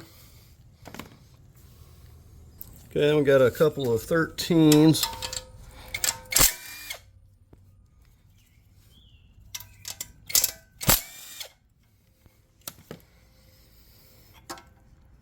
Get you a pan ready. There's probably going to be oil dumping out of here. Maybe not.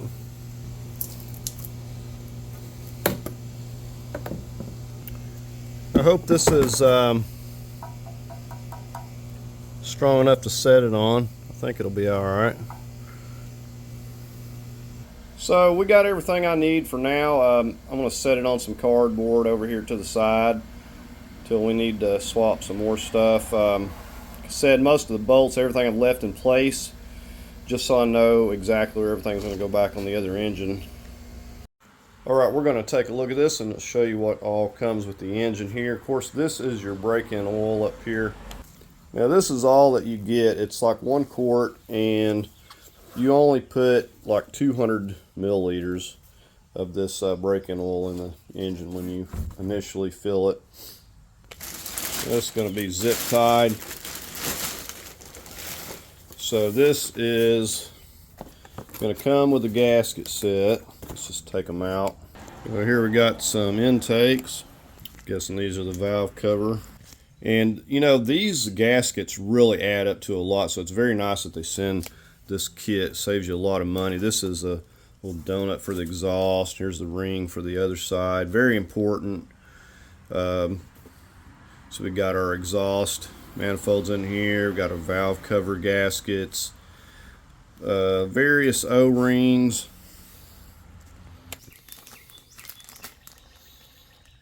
So we got the throttle housing.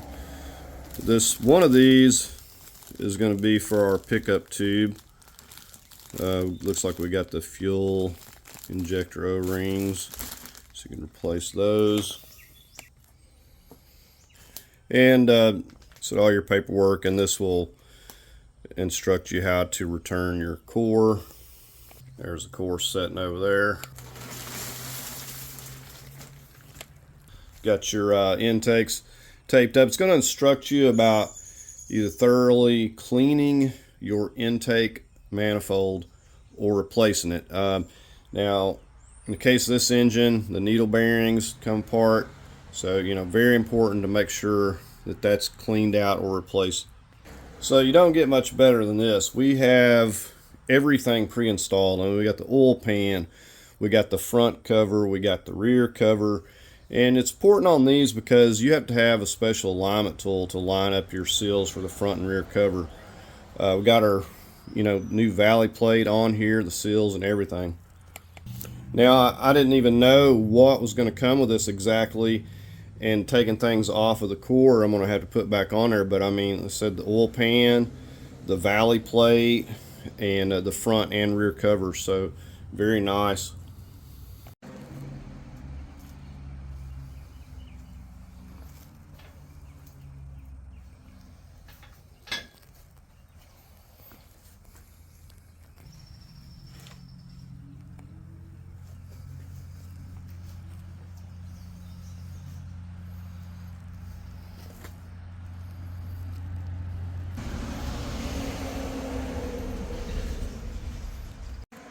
So yeah, very nice. I said the oil pan sealed and everything, so that really cuts down on your work.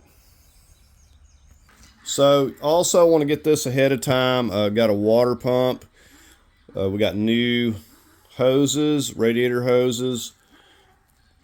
Got new belts, stretch belt, serpentine.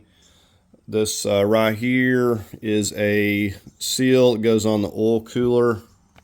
Now I did order the oil cooler lines. I don't have those yet. I'm going to be replacing those as well. This is just my oil filter, spark plugs, exhaust manifold bolts, thermostat. So these are all like the OEM. These little seals up here that you're seeing, that is for the little tube, I forget what it's called, that goes from one side to the other up in the front. The little coolant tube up in the front of the engine. This is the torque converter seal.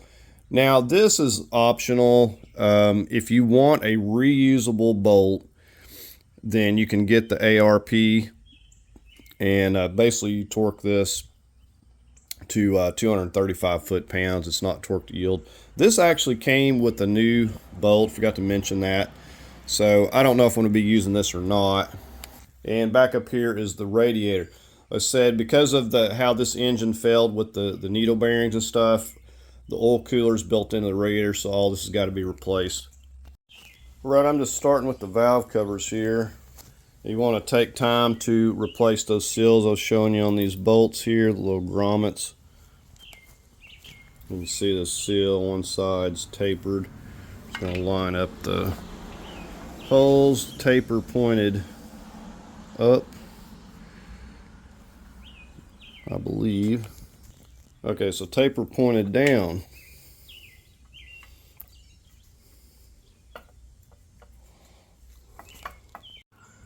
I may have to RTV this on here. These are like the worst gaskets I think ever made. They fit on here loosely, and you have to stretch it to get it around here, and it just keeps falling off even when you stretch it out, because it's like really a snug, tight fit, and it doesn't want to stay put. I've tried this like multiple times. Definitely the worst gasket. Doesn't fit in there tightly like it should.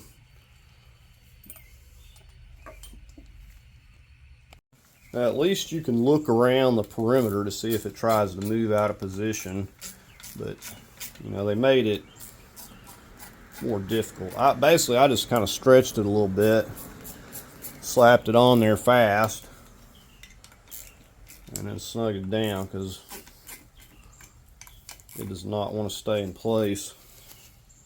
I'm only going to torque these to 80 inch-pounds.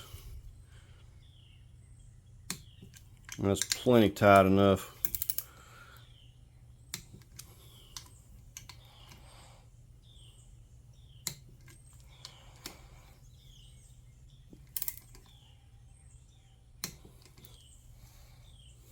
Alright, just going to do the same thing on the other side. Alright, I'm going to work on getting the flex plate on. I've already cleaned this up on the back side. Rotate it just like so. That's going to line up with that hole.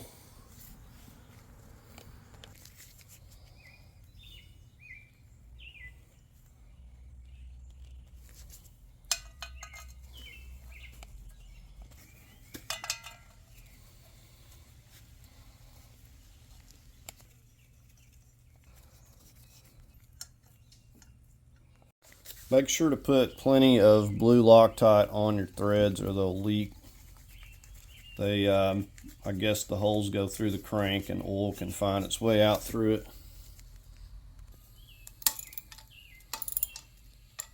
Okay, initially I'm going to go in a crisscross star type pattern here, and I'm going to go 45 foot-pounds. It's not too difficult. Just going to go all the way around first pass, 45 foot-pounds.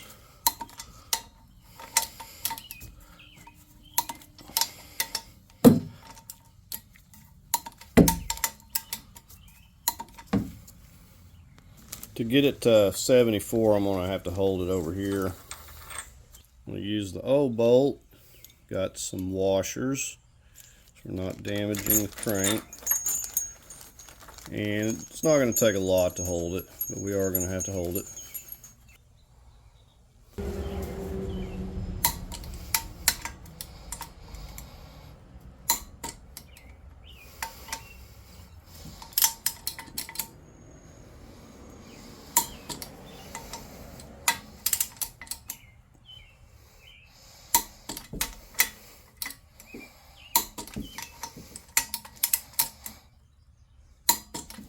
Then we'll just go back and double check it.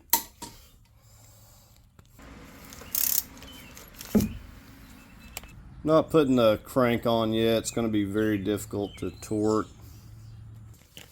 I'll go ahead and get the spark plugs in.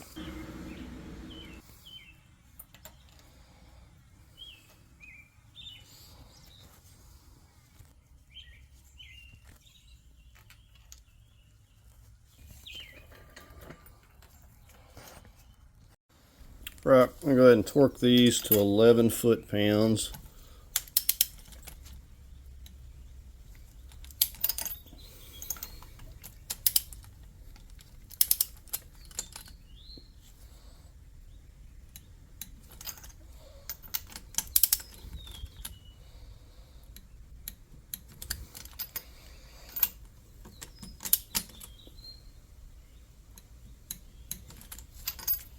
And we'll do the same on the other side. I'm going to take care of this crank sensor while it's easy to get to. A little bit of medium Loctite on the bolt. Now the knock sensors I'm going to leave off for now. I don't want those getting in the way. Alright, I'm just putting the chain back like I took it out, except I'm just going to pick up the slack in the middle this time. I've added a few washers here just to keep it from digging into the cylinder head there. Now going back in, I'm going to take some of this silicone paste and we're going to put it around these pegs. This was the whole issue with removing it. And we're going to put some in here, torque converter.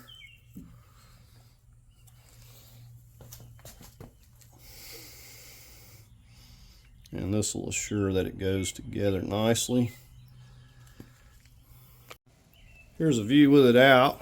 See how nice the oil pan, everything looks here. Just nice to see it all nice and clean and painted. So I hope I have the same tension as I did the first time, or I'll be taking it and setting it down in there and redoing it because I don't have a lot of height.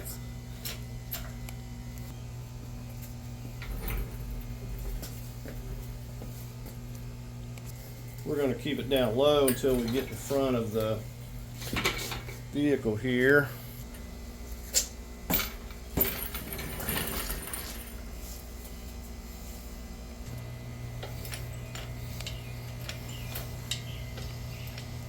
Just as a precaution, I like to keep something under there so if something does catastrophic happen, it hopefully will land on that.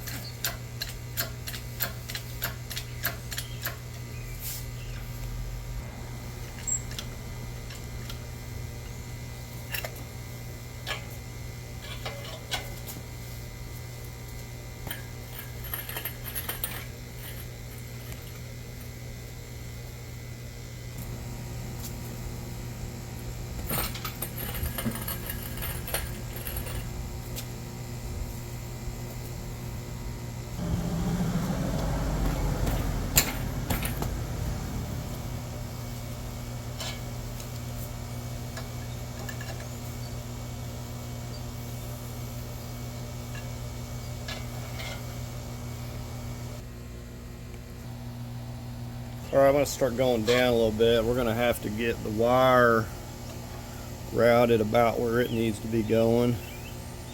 A little bit at a time here because we got to clear the cross members. So it's definitely not the time to get in a hurry.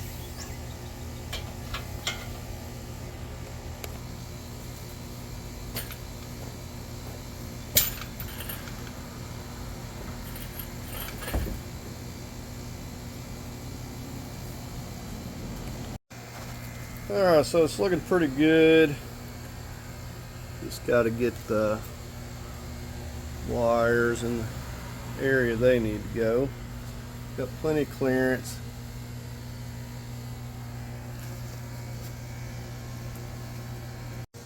Alright, so we're really close here. I'm going to take it down a little more.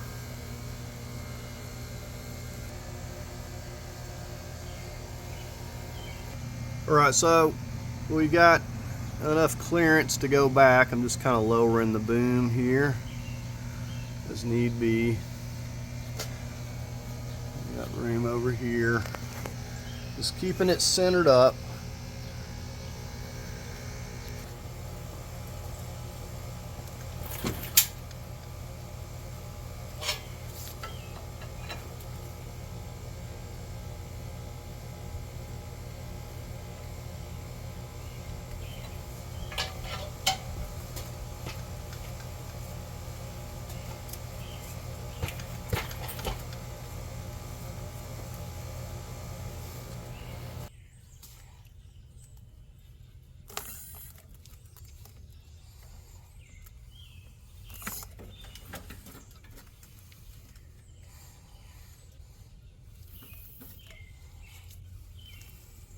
So it's definitely easier to watch this from in here as we're guiding it in. I need to come down lower, and I may need to move the transmission around too here.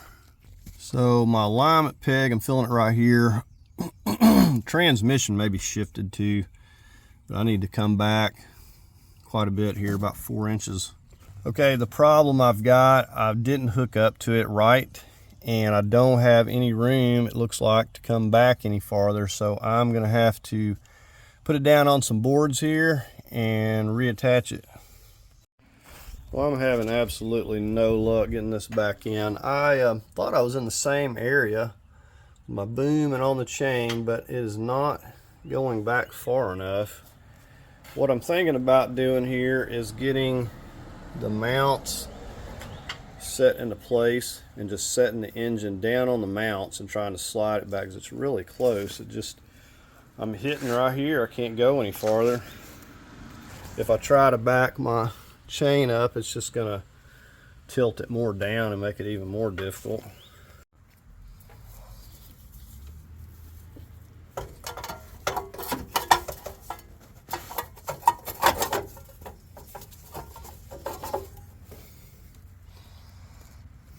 I'm not going to put the Loctite to them yet because I may be having to take it back out. Now this might not work either, but at least it gives me something to set it on for a minute while I try to figure this out.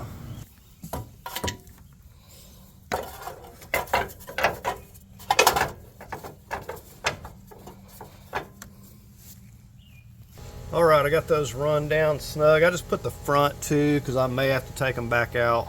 So you can see how close we are here. I mean, we're just right, within a few inches, not even that. And so I've got them setting on there, but I'm gonna have to reattach up here. I'm gonna have to move it back where I can lift it up a little bit and then slide it on the mounts because there's just no way. I need a longer boom.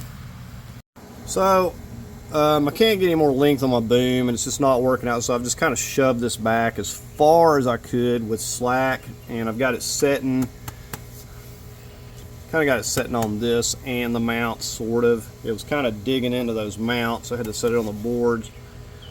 It's not ideal for sure, a longer boom would be way better. You see I'm really close here. So the alignment peg on this side is really close, but the other side is not.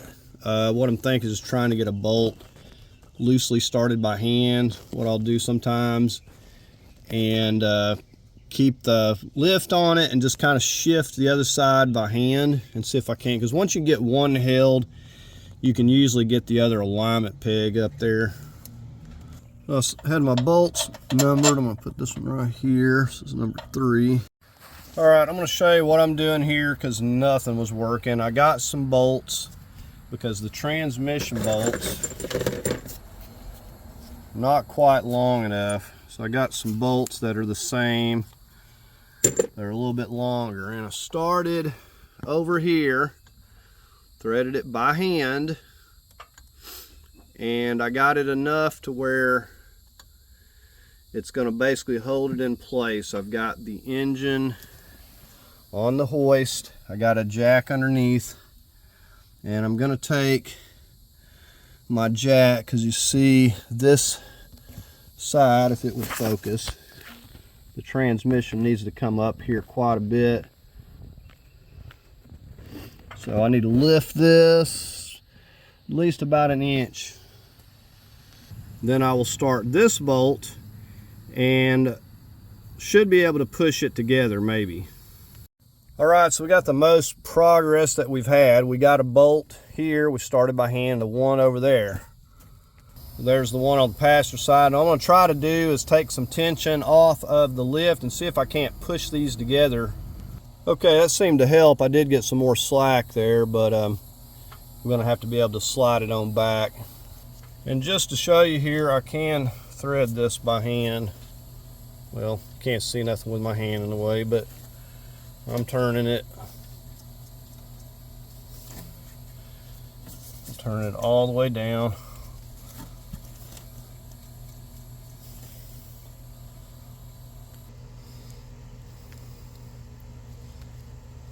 There's one on the driver's side. I think I'm going to lift the front slightly and see if that, because I think that the gap is larger up here at the top, and that'll take some tension off. All right, now what I'm going to do is take this long bolt out because it's too long, and I'm going to put my transmission bolt in there, the one I had numbered 3, and put some Loctite on, medium Loctite on it. So this bolt was good for lining it up, but it's too long to pull it. I mean, we're going to push it together, but like I said, the other bolt's too long too.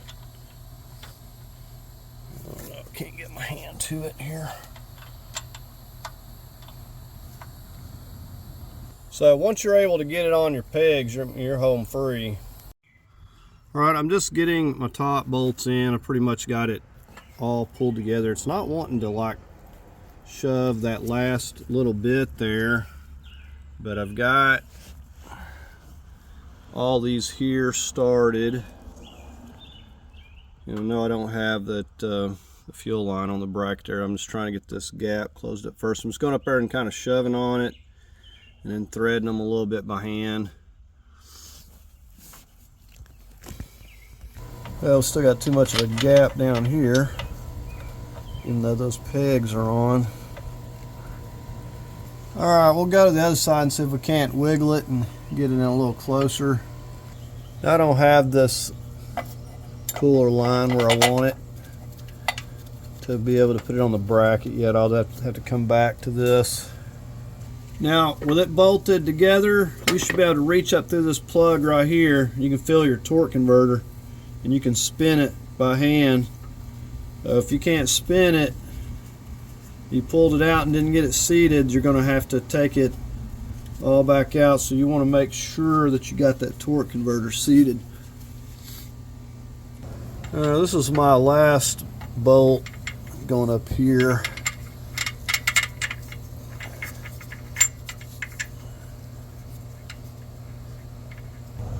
All right, everything's looking pretty good. Like I said, these one down here, I got to put those transmission cooler lines, but we can start torquing these up here. I'm going to go 35 foot-pounds, and I'm just going to start right here at the locating peg, and then we'll go to the other side. All right, I'm going to start torquing over here. So we're going to go 35, starting with these right here. these top upper ones here at the alignment peg. You can get these pretty good except for the very upper ones.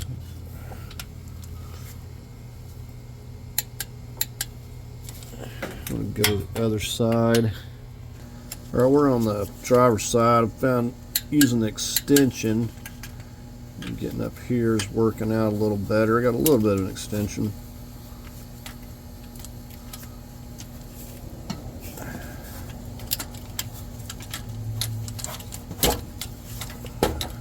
I got the camera right in the way. Alright, so we got those upper two there. Get the lower. I'm just using a short 15 over here. Let's see.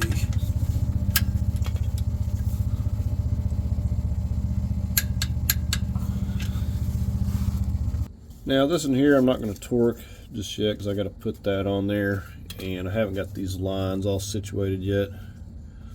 Alright, the one up top can't get the torque wrench in. I'm just going to snug it up.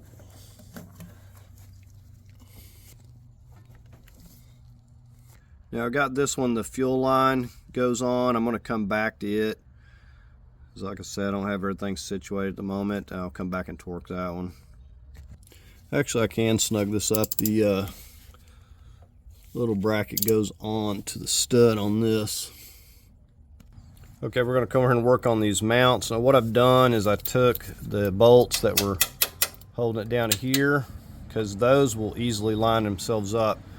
We're going to work on getting these little bolts up into the engine.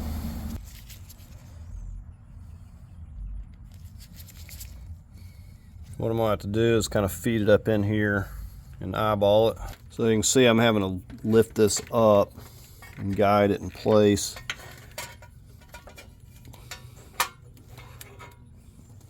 So this bottom one here, you'd actually start with your fingers. Now I got to get the back two started, finger tight, before I start tightening it on. You can see I'm a little bit high, and I'm definitely not centered here. All right, these two in the back, I'm just laying up underneath here, getting these. These are pretty easy. And I'm just going to do the similar method on the other side. All right, sometimes you got to get creative with your extensions to try to torque.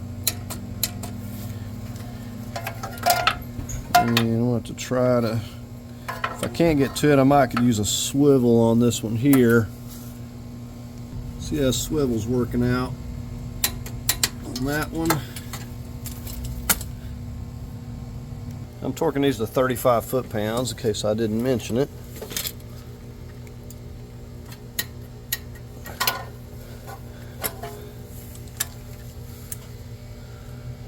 Okay, so this one here, this lower one here, I could not find a way to torque that, so I just tightened that up with a smaller ratchet using a swivel as tight as I can get it.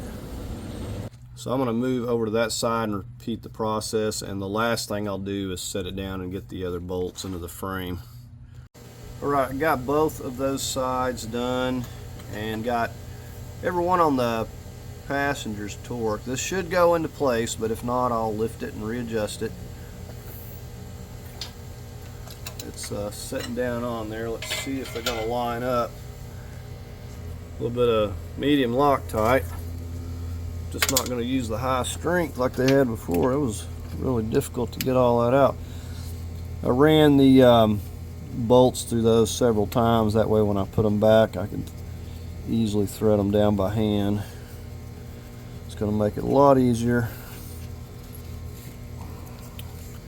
Get the one up here. And I got the one there in the back that you're not going to see what I'm doing here, but so far this side's lining up perfect. I'm going to torque these to about 35 foot-pounds. Well, as you can see, I was able to run those down all the way by hand.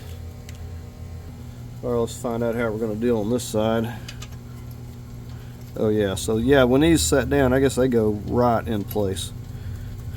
I wasn't for sure, if I was gonna have to fight with it any. Yeah, these are going in easy. This is what I spent some of the most time on. Oh, I spoke too soon. Okay, well the back one threaded down easy. May have a problem with this bolter. We got some trash in there. Alright, let me take it out.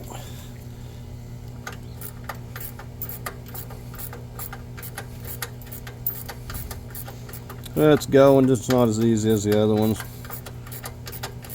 Right, I'm going to go ahead and torque these to 35.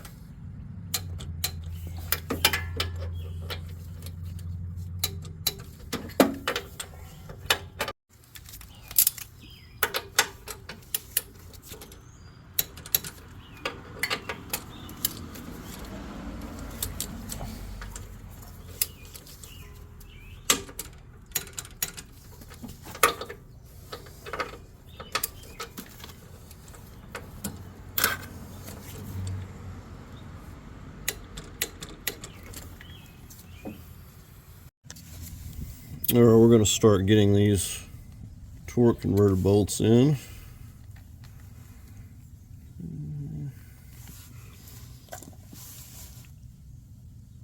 And like I was showing you in that hole underneath here, you can spin the torque converter.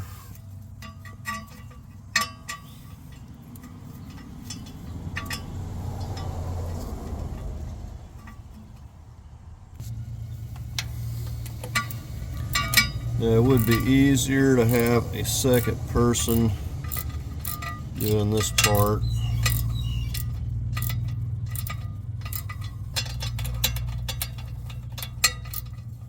Just going to snug the first one down, and I'm going to back it off a little bit. So I pulled it down snug, but then backed it off where I still have slack to get the other ones lined up.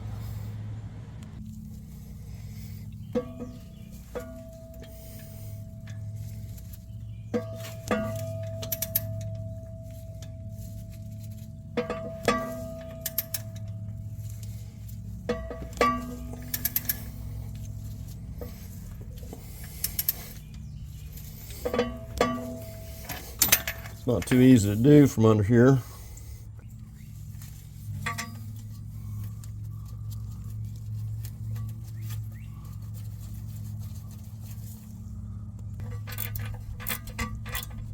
All right, one more to go, and then we'll start torquing them down.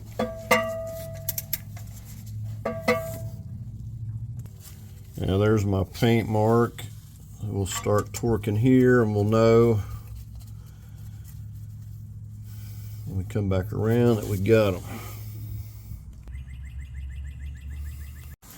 All right, I'm going to start torquing these to 45 foot-pounds. And you got to get it in that spot, like right here exactly, to keep it from turning. All right, so we got to just keep going. Got two more.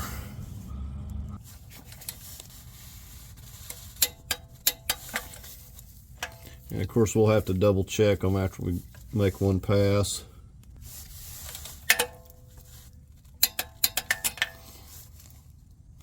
All right, so I made two complete passes. Go ahead and get this knock sensor right here.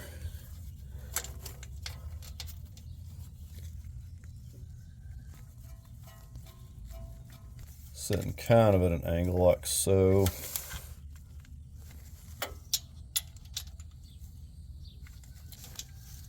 All right, I'm just getting this one on the driver's side.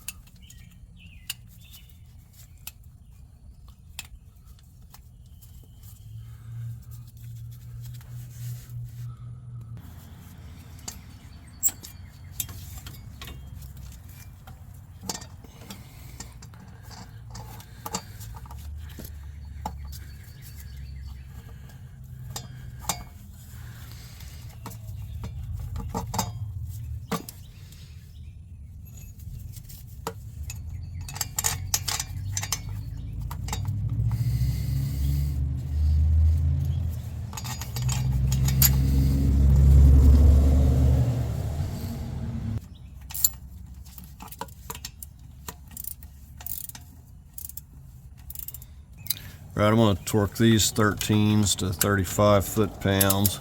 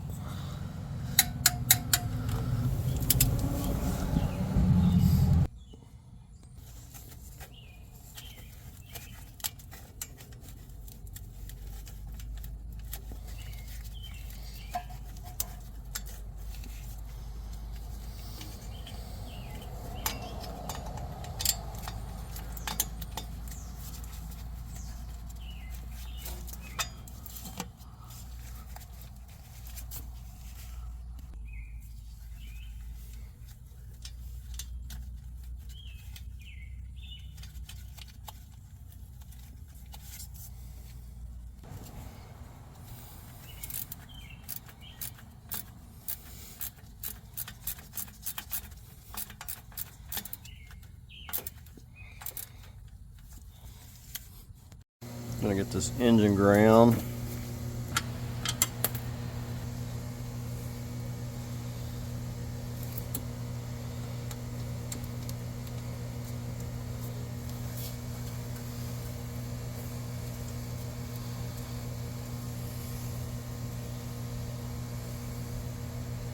I'm just going to snug this down. If I did torque it, it'd probably be like 35 foot-pounds.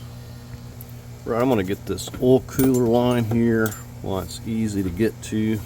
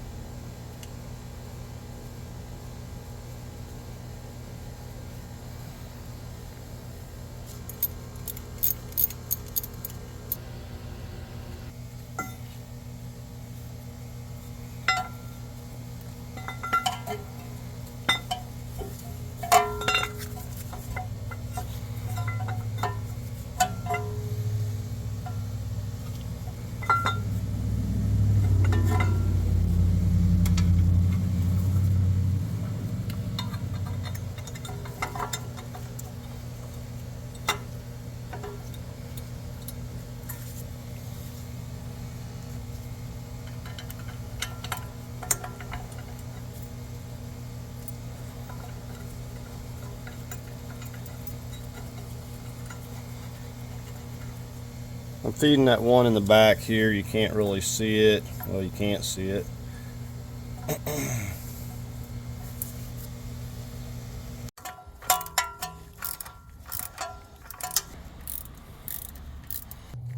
Kind of pulled this shield out just a little bit to be able to get my ratchet by it.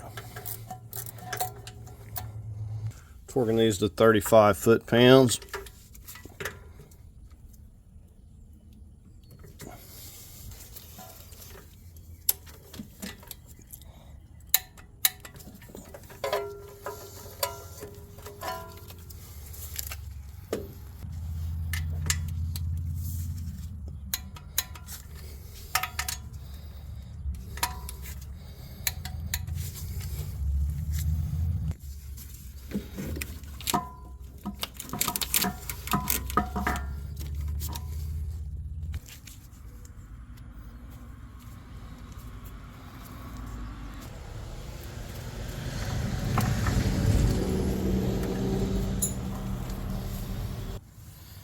With a short one in the back here.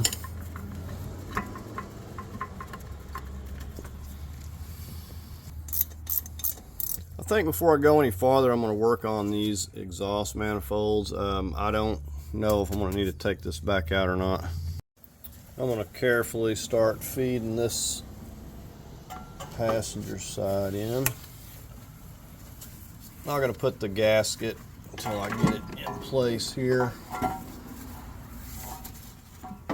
Alright, this is going in, no problem.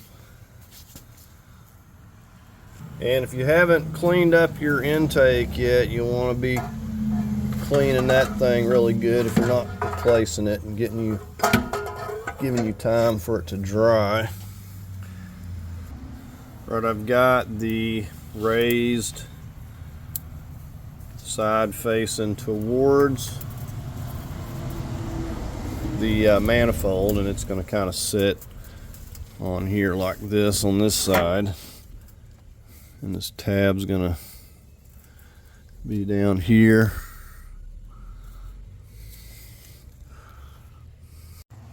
Here's our new manifold bolts. Okay, so you want to get your new seals in place that are going to go on your pipes. See, I've got the new ring on there. All right, I'm trying to use a 2x4 to rest it on there just to kind of make it a little easier, to give me a helping hand.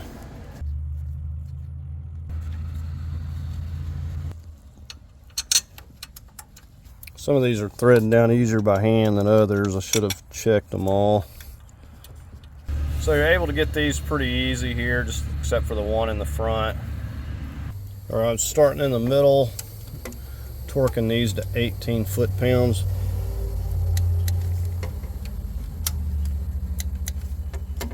And you can get to all of these easily here. And we got the one up in the front, go to the engine bay. And after you make a pass, go back and double check them.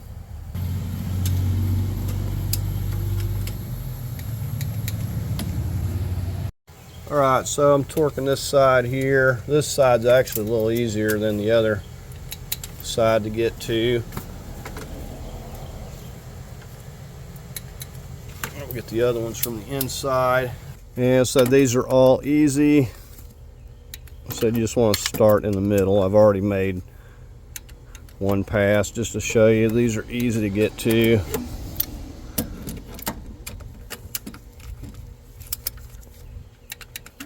I'm not going to put that fuel line on that bracket until I have the intake, because it doesn't have enough slack with it on there.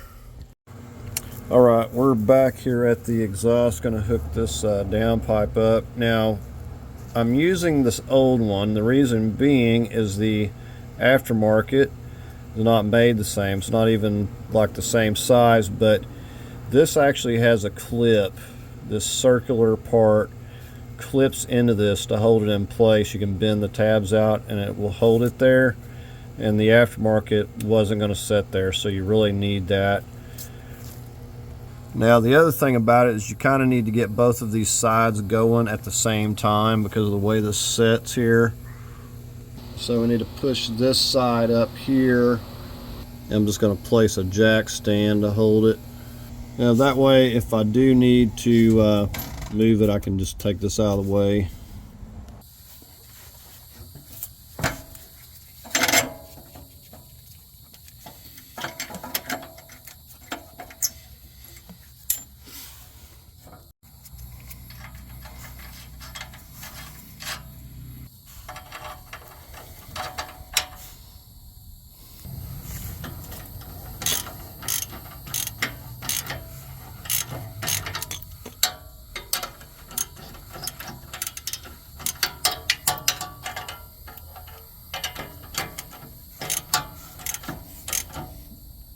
Okay, run those three down till it can't go any farther.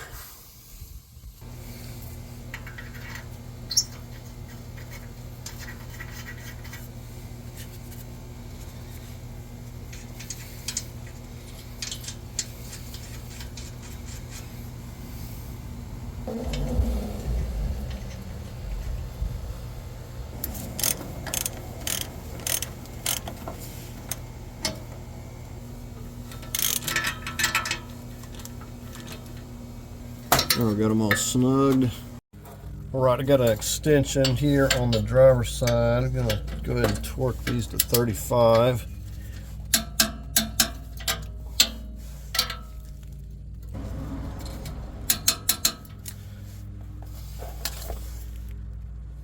Okay, this top one we're gonna use a swivel.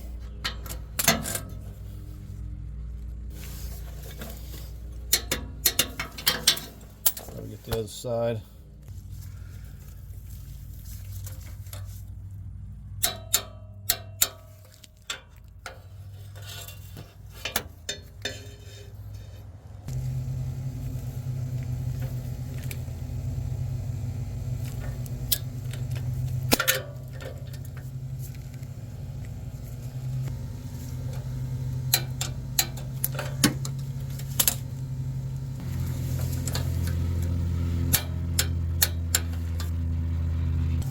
Alright, I gotta get this bolt on this little bracket here for these transmission cooler lines.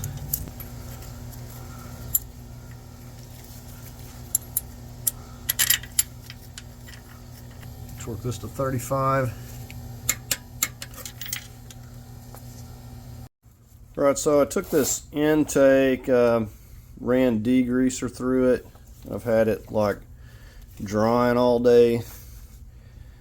So clean this thing out really well. So made sure there was nothing, no oil or anything left in here, any debris.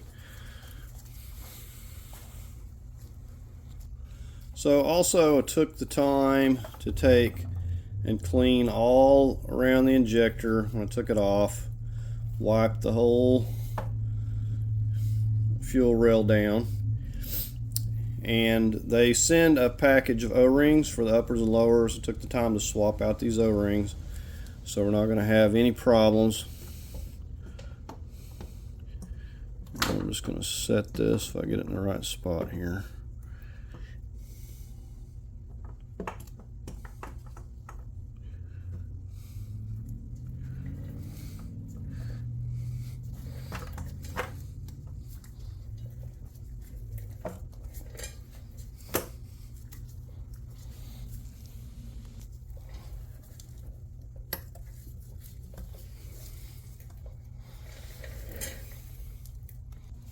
Alright, we'll get our little bolts.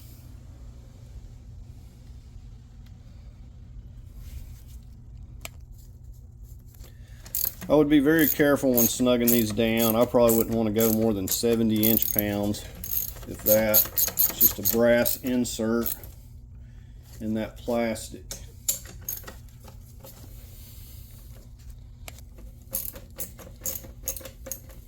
And when I got this, it had oil all over the top of it. You've probably seen all the oil on top of this intake.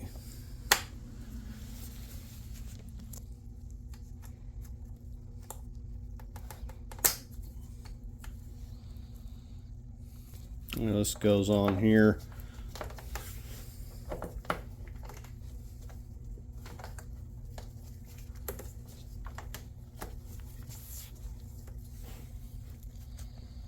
Might pull those back off when I install it just to make it easier. Got a new seal for the throttle body here.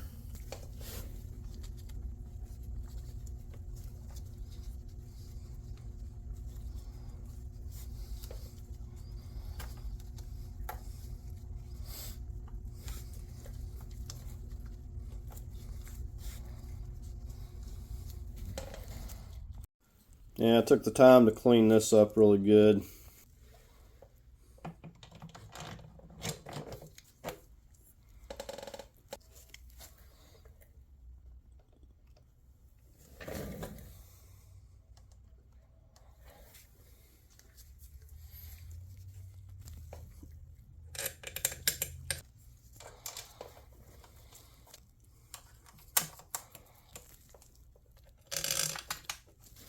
And again with these, I'm just snugging them down. If I was to torque it, I said go something like 70 inch. Don't overdo it.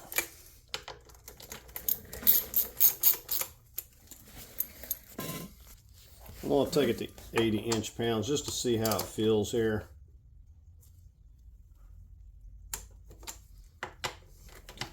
Yeah, they could probably handle 80.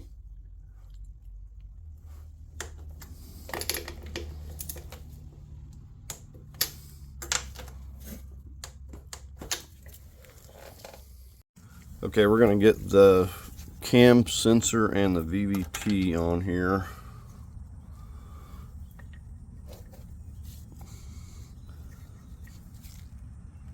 This sensor is a very tight fit. I don't know if they're all that way.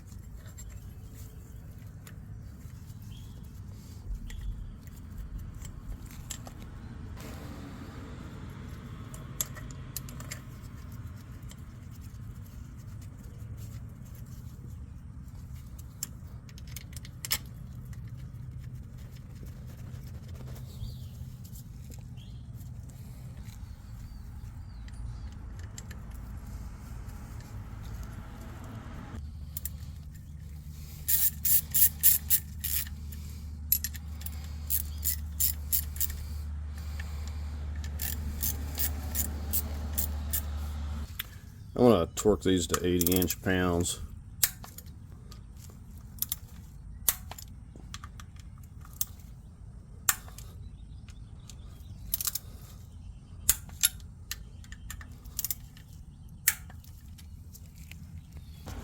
Alright, so we're going to get back on this AC compressor. We didn't forget about it. I just didn't want to take a chance and it getting in the way.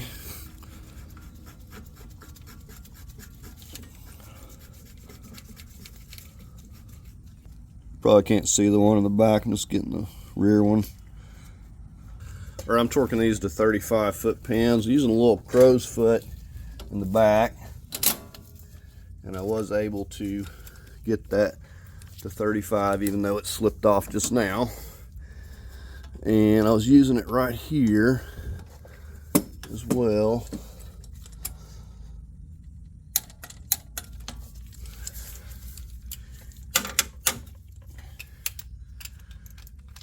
And let's see, just using a deep socket back here,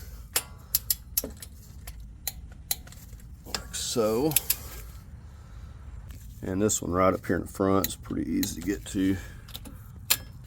Now we're going to start getting our crank pulley on. I really don't like this being open here. I did blow this out with air. I'm going to put you just a small amount of oil on this inside. Now they claim that the Teflon seal doesn't require anything on this outer part.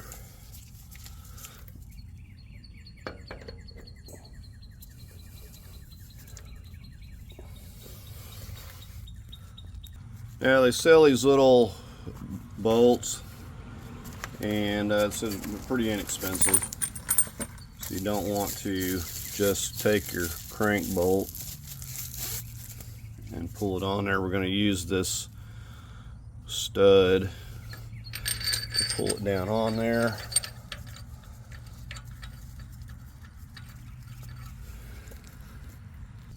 So then we got a bearing or a spacer. Oh, it's a bearing. And then we've got two of these washers. So we're going to basically put that in between these. And then we got the big nut that comes with us with it. Alright, so I'm going to start snugging this down here. This is pulling on really good. It was a lot harder to pull this thing off.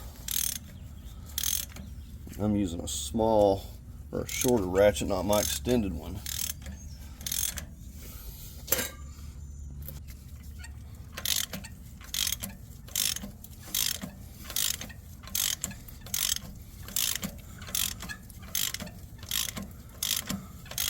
Yeah, this is going easy.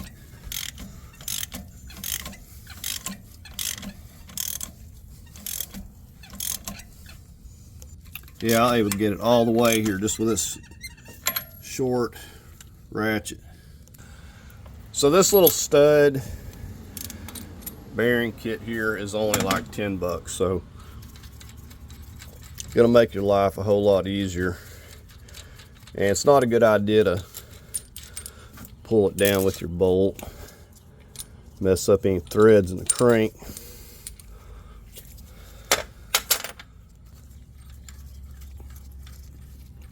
All right, now for the fun part, we get to torque this to 235 foot-pounds.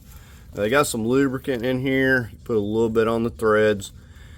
You put a little bit on the back side that's going to go against the bolt, not this side. This side here needs to stay dry.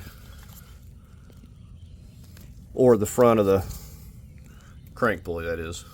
Now, if you're using the torque to yield bolt, they send some instructions where you're going to go to the 150 and then you back it off, and then you go to 50 and then you go to 140 degrees. I don't know what the NM is offhand. I think it's like 37 foot-pounds or something. Okay, so if you're going to say do the torque to yield, you're going to put yourself a mark right here, and then you're going to basically turn. So from here to here would be 90 degrees.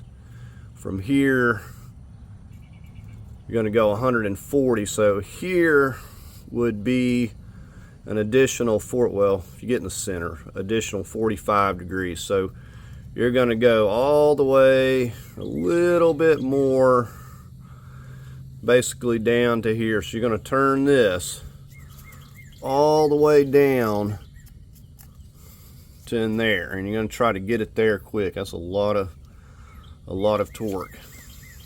So this bolt is not completely necessary, but if you ever have to remove this, this is reusable. So now the other thing about this, we're going to go just 235 foot-pounds. We're not doing torque to yield. These are going to tell you what I just told you. Put the lubricant on the threads and on the basically on the underside of the bolt head itself. Okay, I stand corrected. It says to actually do the other side too here, where it contacts the balancer. I have a feeling this is going to get messy. So I'm going to get both sides of this. And we'll get the threads. I'm just going to put it on here and then I'll smooth it around with my finger.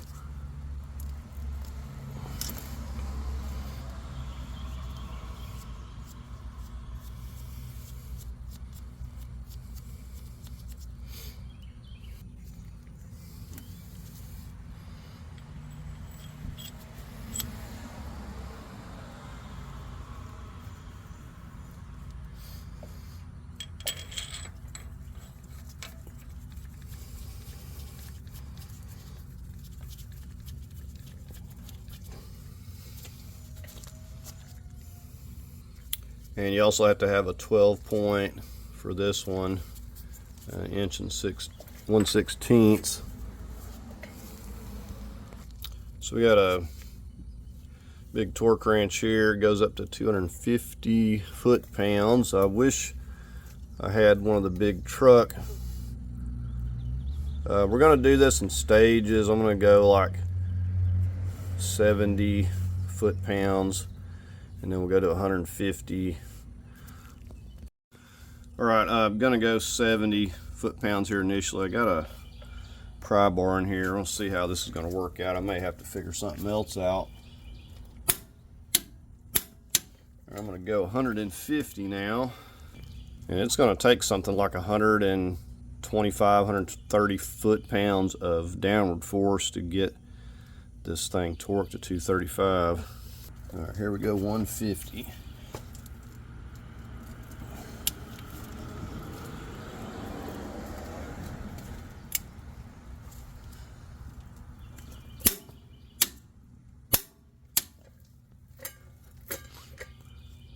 All right, here we go, 235.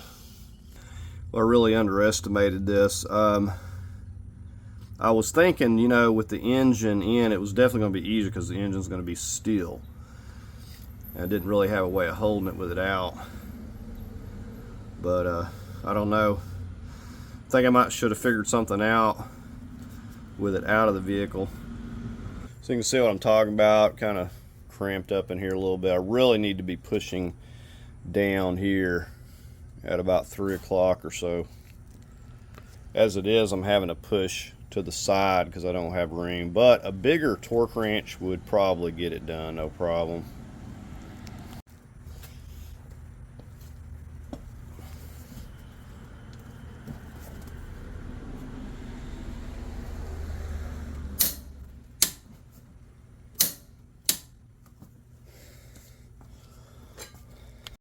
Alright, we got it there. One thing about it, that bolt ain't going anywhere. Alright, we'll get this connector. Alright, I'm inside here. I'm going to start connecting all of these spark plug wires to the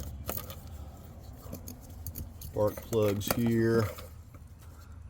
The main thing is to try to do things in the right order so you're not having to go back and remove things.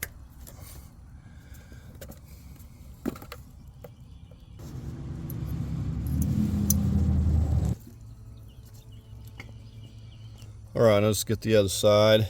All right, right up here, we've got our temperature sensor we need to put back.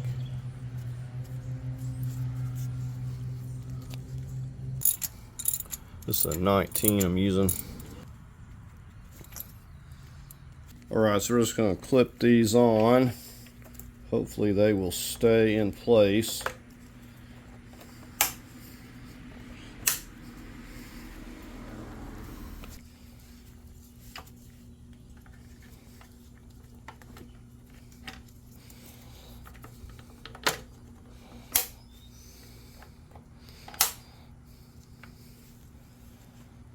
Alright, so we're going to try to feed this up in here carefully.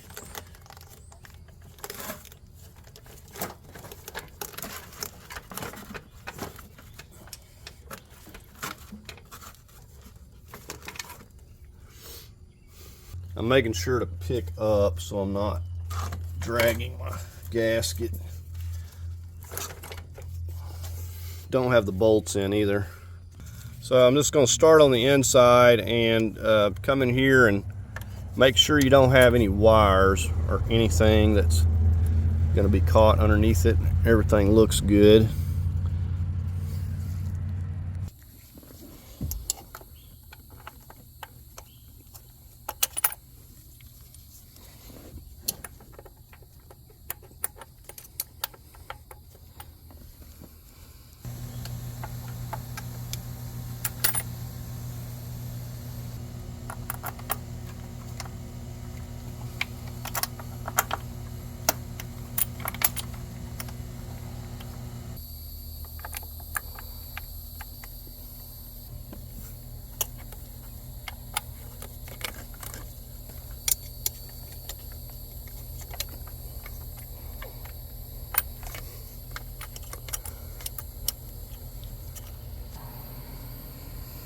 All right, I'm just going through, getting them all down by hand first.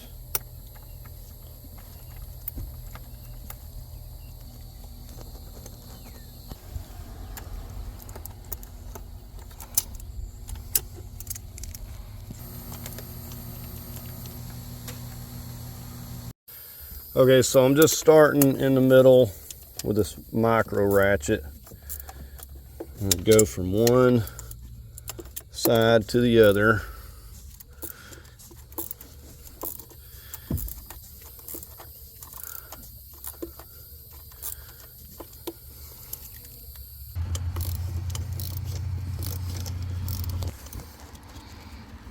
Okay, this is calling for a 2-pass sequence going around 44 inch-pounds and then coming back with 89 inch-pounds. However, after I tighten them down with my little micro ratchet, I was already at 50 inch-pounds, so I'm just going to do the 89. We're going to start in the middle And we're just going to go to the other side and crisscross back and forth.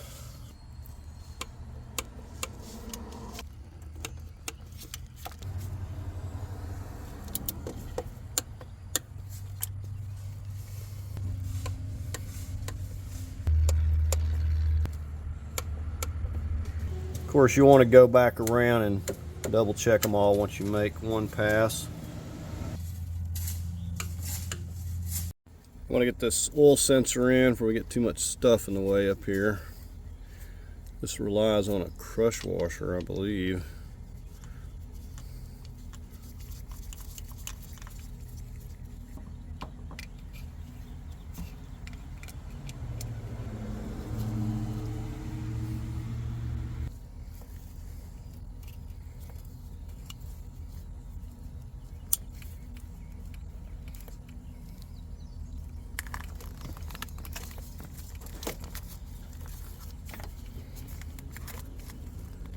We've got these two wires. One is going to the back, this head here, these grounds. And we got the other one right up here on this part, I believe. It's either going there. Actually, this one may go on the block here. There's another piece that goes there. There's a view from this side. So we got this one here and this one going right here on this part of the engine. Just mainly want to get these on before I start getting too many things in the way.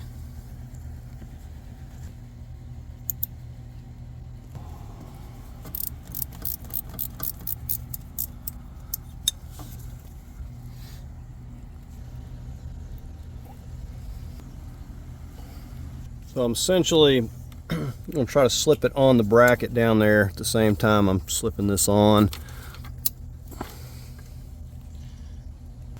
And you know what a pain this is. I'm going to put this on. And I haven't forgot about the lock on the fuel line. I got to go find it.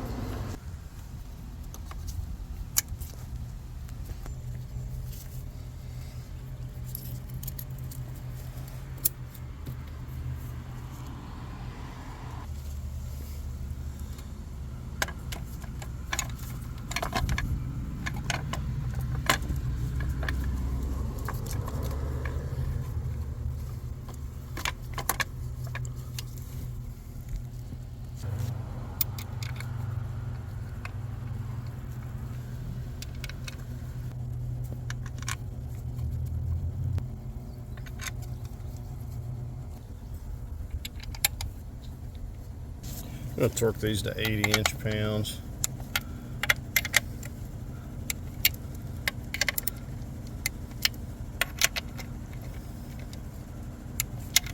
I have to go to the engine bay to get that last one.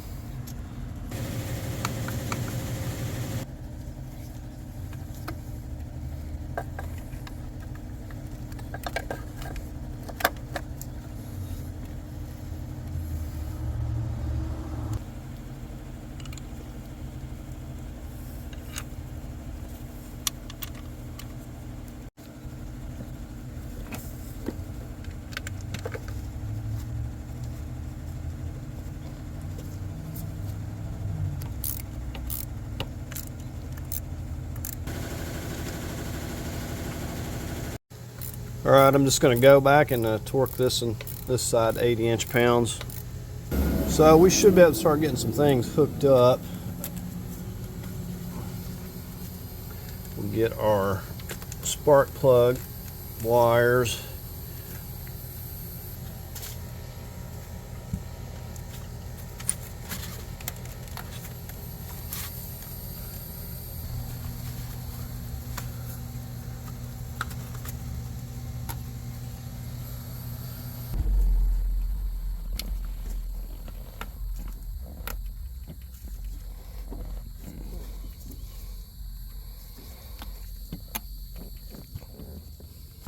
And we start getting all of our injectors.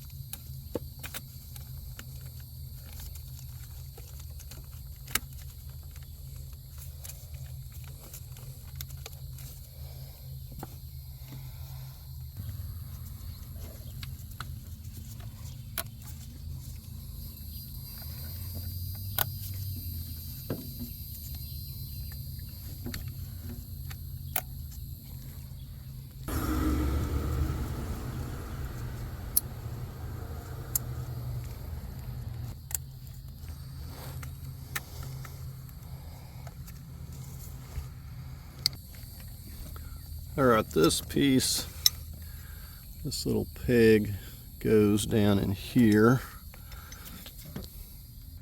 So that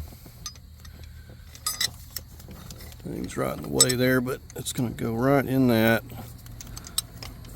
Set up here.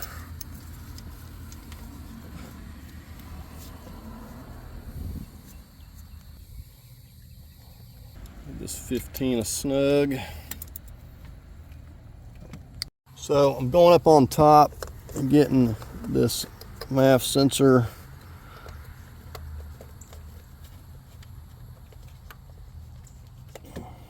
that's clicked in, and I know we got the oil and transmission dipstick, but I'm trying to get most of all this stuff first.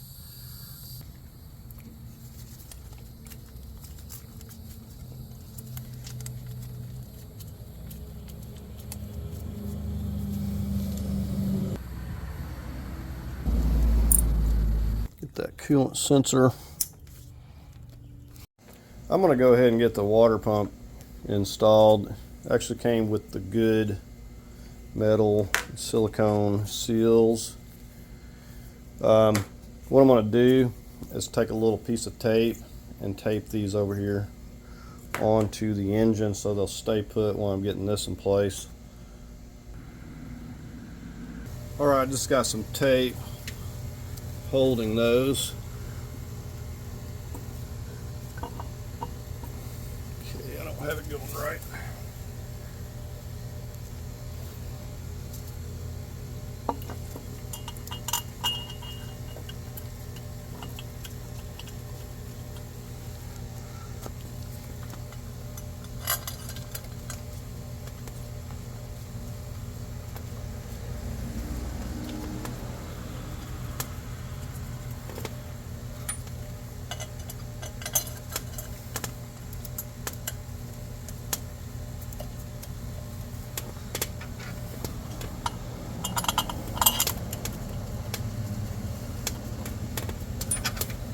And I'm putting Loctite.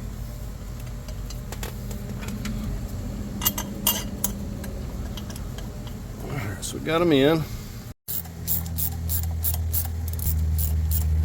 going to go ahead and get that tape out of the way before we clamp it down.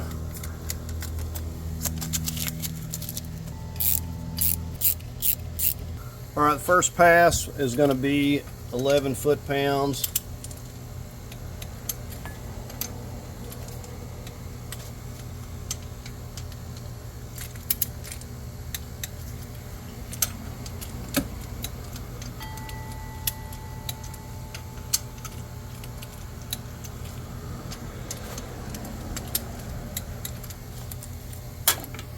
All right, next pass we're going to go 22 foot-pounds.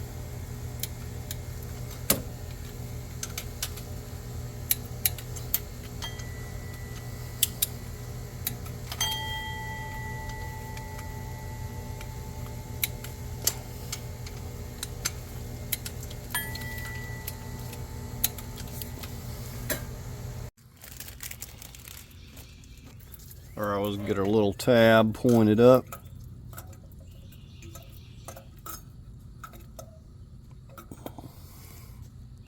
Guess we actually need to set it in this. And it's already got the little place to make sure that it's pointed in the right direction there.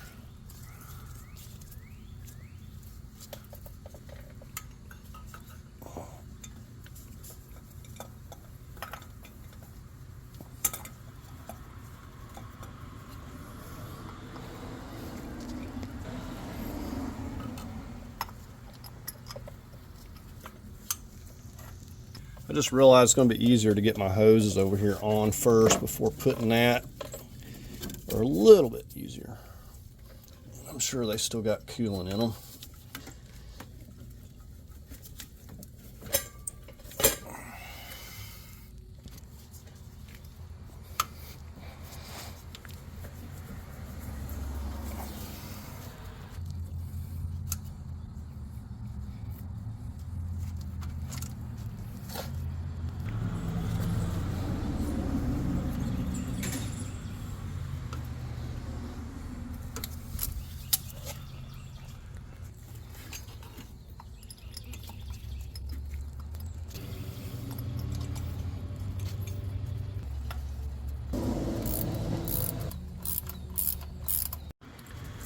I'm going to torque these to 132 inch-pounds.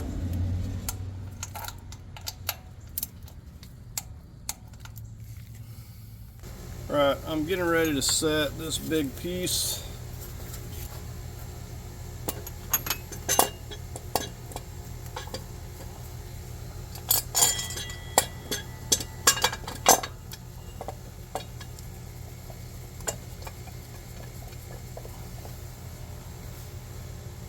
Don't forget your Loctite.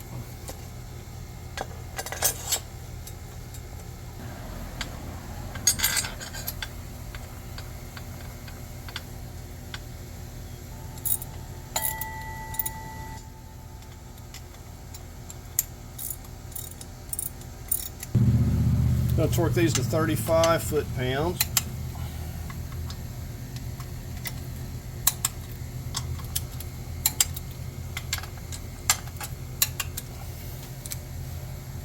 I did not have to drain the power steering or anything. I just tucked it over out of the way. Y'all seen how I stuck it over there. All right, let's try to get this lined up. Or so the top one was easier to start with.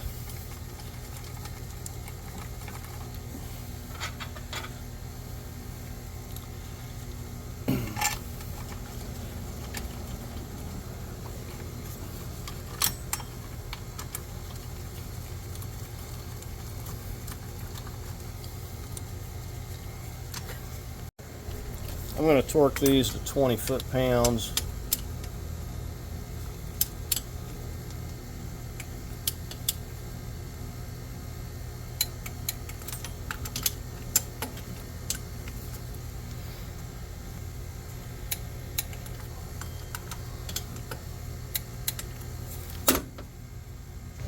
So I didn't hook that purge valve up earlier. I need to do that. So that right there.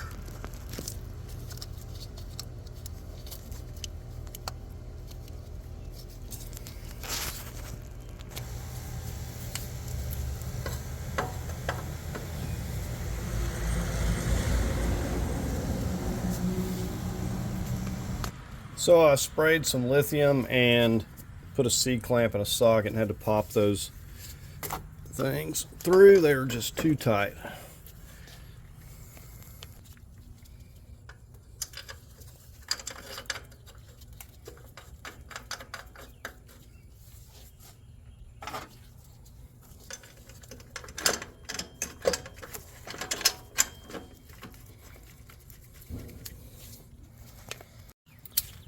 I'll torque these to 35 foot-pounds. It's going to have to pull those little spacers back through there.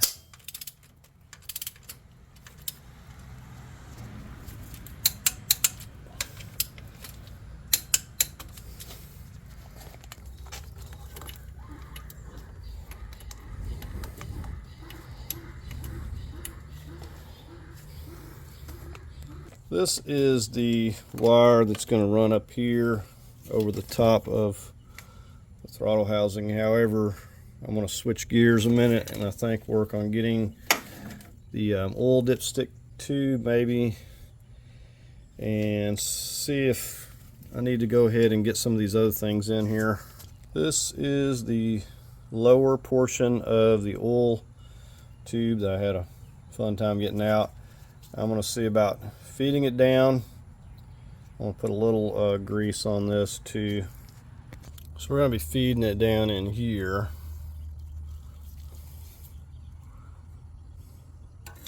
Basically, we're going to try to, if I have to remove something, I will. But this is where we got to go.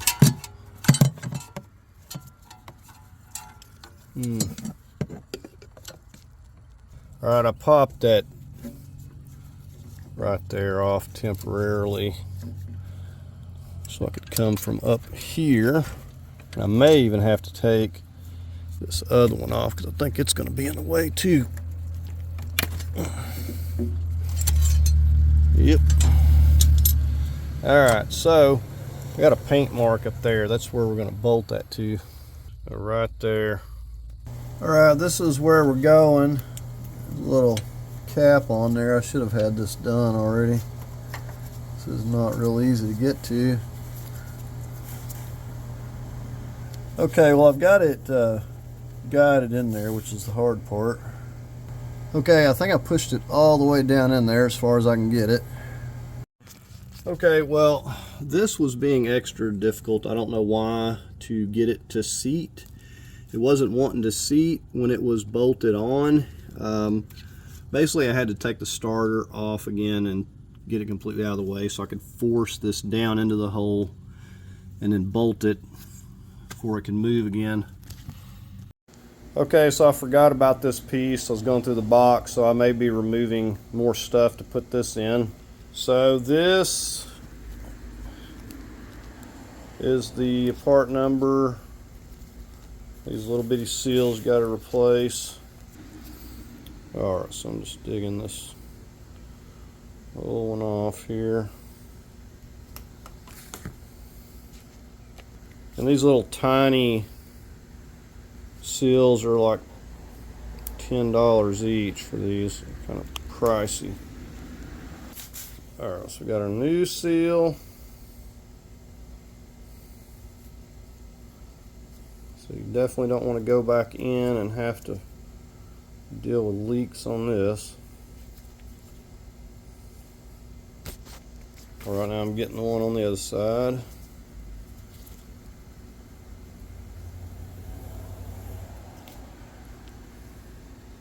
Alright, here's an image from the side. If it'll focus, you can see how it sticks up actually a little bit.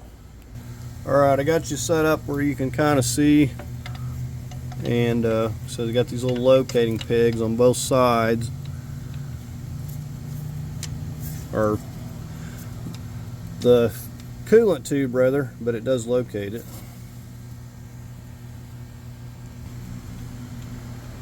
Alright, these are calling for 106 inch-pounds.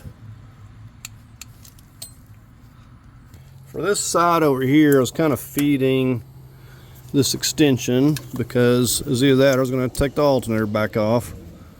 And going in behind it, I just have to get it torqued.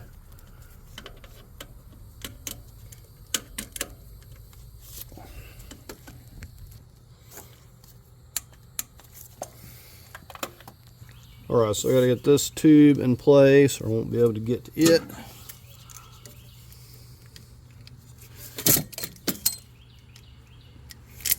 Yeah.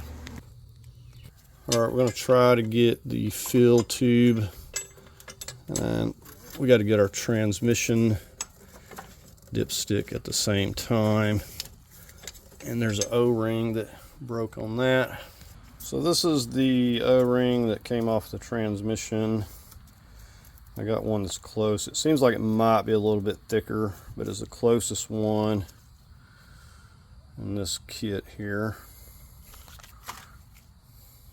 Alright, so here's our tube. We're going to put this on here. We're going to put some dielectric grease and hopefully it will go.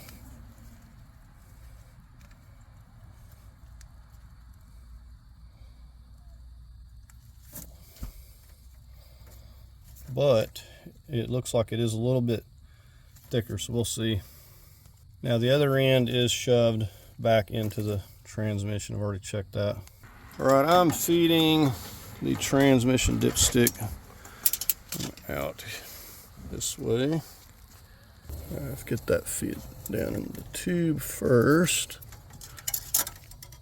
So I got a lot of that dielectric grease on there, so I think it'll go. Okay, first O-ring wouldn't work. I had to find one that's a little bit smaller. It's going to bolt up here, and that part has to go on there. Put that nut on.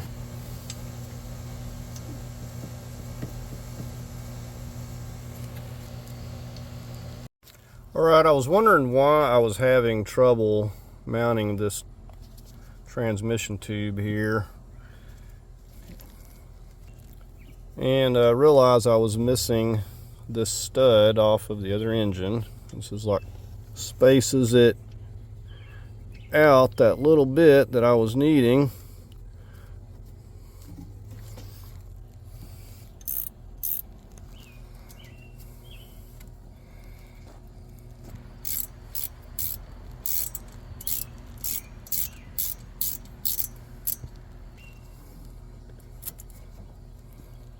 Now it's going to finally dawn on me what I'm missing up here. Alright, I'm going to torque the oil fill bracket here, 35 foot-pounds.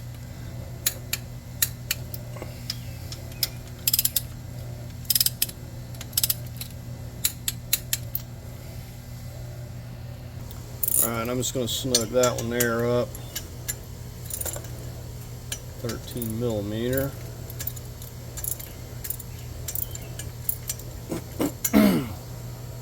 Alright, I'll get the oil.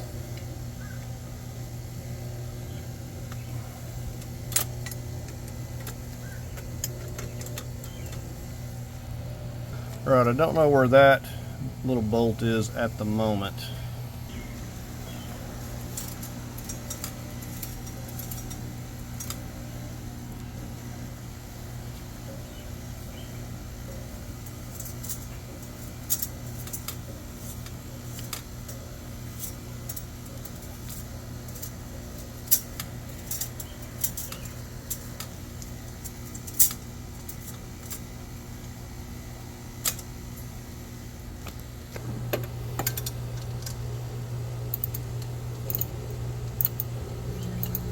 Right, I found a little bolt.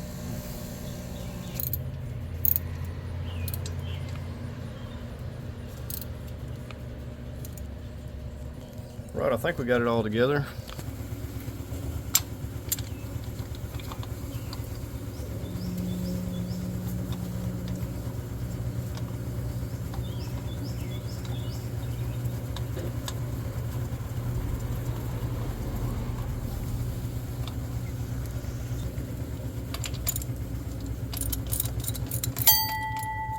I'm gonna go 35.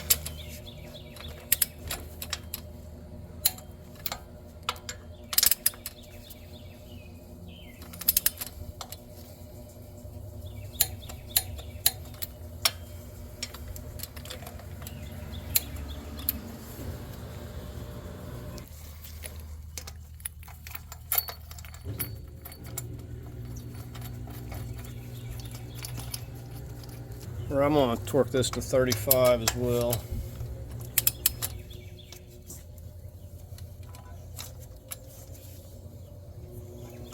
Yep.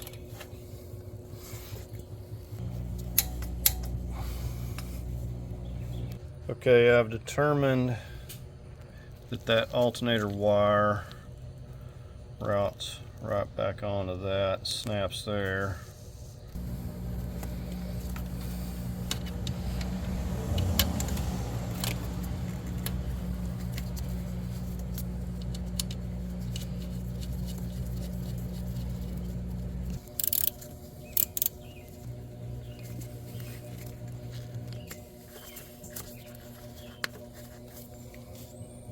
Alright, the last thing I want to get done is try to get this brand new oil cooler lines on here. It come with a new gasket. I got the lines here protected. I'm going to go underneath with this and kind of feed the lines up, I think. But we got to remove the block off plate first.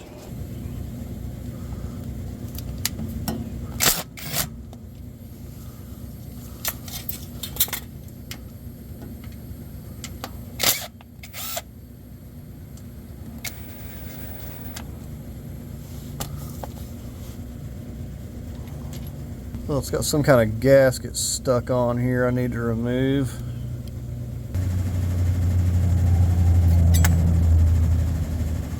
Alright, I'm going to start trying to feed this back, see what kind of luck I'm going to have. Alright, so I've just fed them back up through there. Well, it's a little bit more difficult than I thought it'd be. I had to get these lines twisted around just right.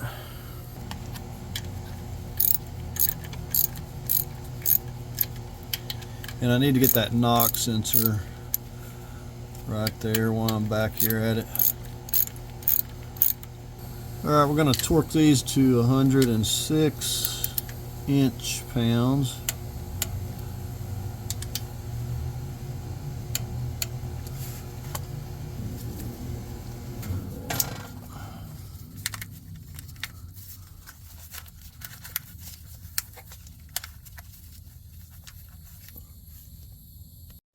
Okay, I found that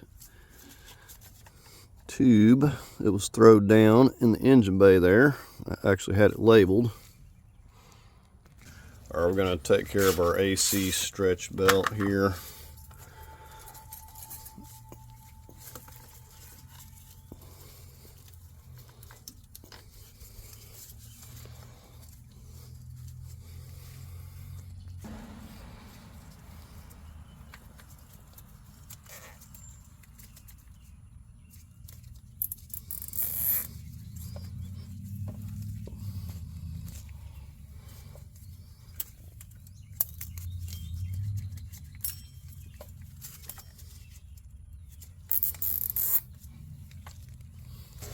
I think I may stick another one right back up here just for good measure.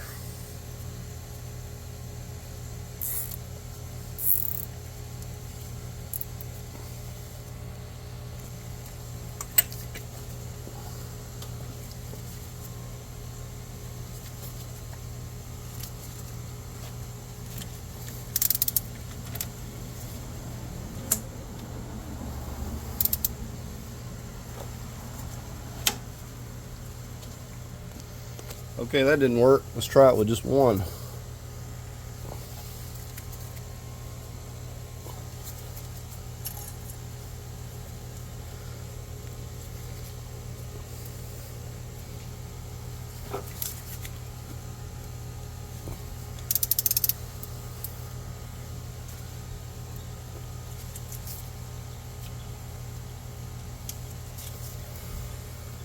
All right, that seemed to work better. Not sure what happened. Go ahead and clip that. Make sure that it's going to stay here. Make sure to crank it around a few times after you get it on. It was trying to walk around. It slipped off a groove here or something. I'm not sure. Just had one groove out of place, but so just crank it around a few times to make sure that it's on there right. I'm going to connect the AC compressor. So once it pops on there, clip off your zip ties or it's going to pull it back off again. Now I'm going to try to get my hoses fitted on here. You notice I've got the marks. I just put a mark from the old hose just so I know it's going to be twisted in the right manner. And I'm not opposed to the spring clamps, but I find that with the aftermarket hoses, it is difficult to get them to seal properly sometimes, so I don't want to take the risk. All right, so got that where it's supposed to be. We'll get this tightened down. Okay, well, that clamp I have is a little bit too small, so I just decided to try this one. It's actually gonna work, it feels like. All right, I got this one over here marked as well. I may see about getting the serpentine on before I put this in place.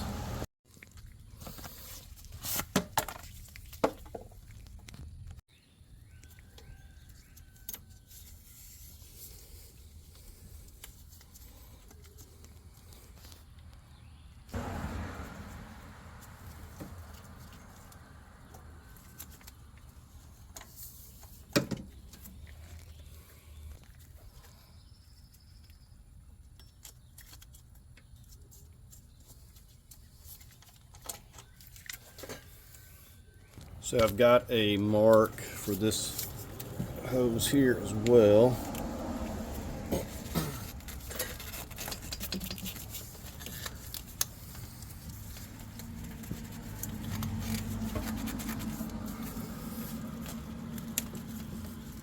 And I'm going to try to use that clamp, the old clamp.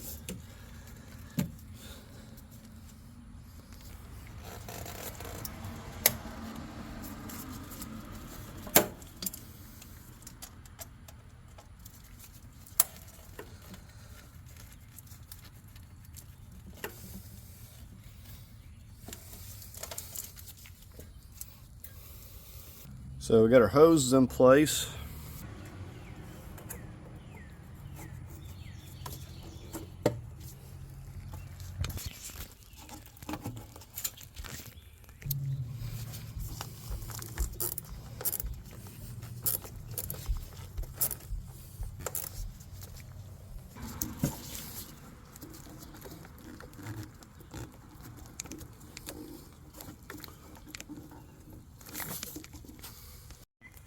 Okay, I had to take that back off because I've got to get the fan on and it's going to be in the way. Now you're going to find that you get things out of order unless you have yourself a step-by-step guide. It's just going to happen.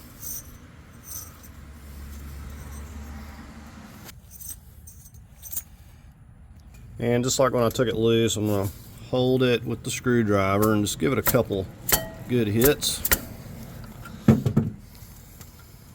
Okay, I'm getting ready to get this radiator support, and remember we had to come underneath this line. I was kind of got it sitting on a chair here, and I'm going to try to just push it up under here. Now, one thing to make it somewhat easier is I don't have the little bottom shroud on this time.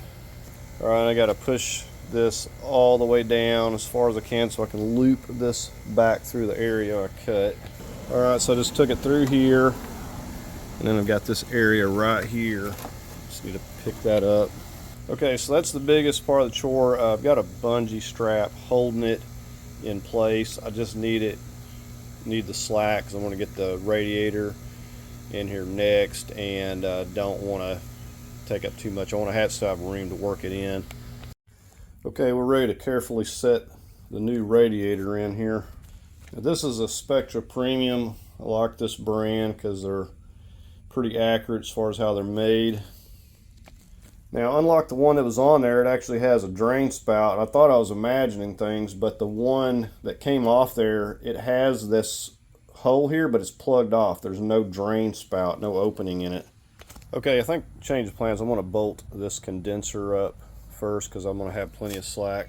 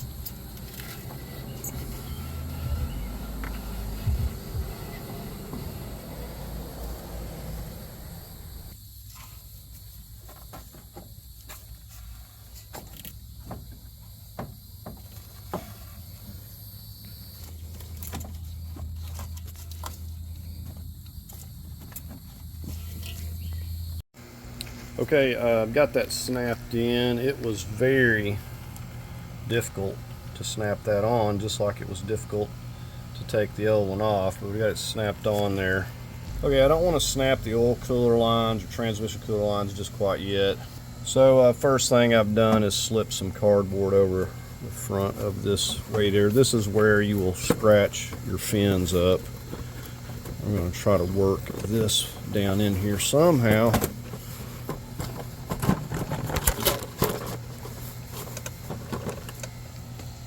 Okay, that's why I left the radiator support loose. I actually had to pull this whole radiator support out to fit that back down there. It's a tight fit. Alright, we'll start trying to snap these transmission cooler lines in. These are going to be tight as well.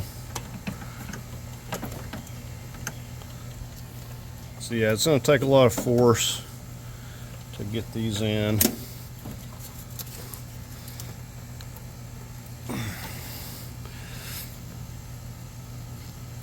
Still don't have it.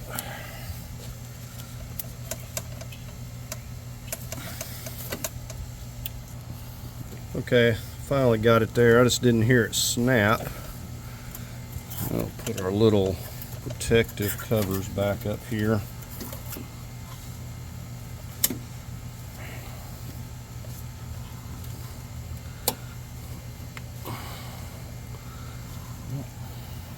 Alright, I want to try the oil cooler, see how difficult these are going to be.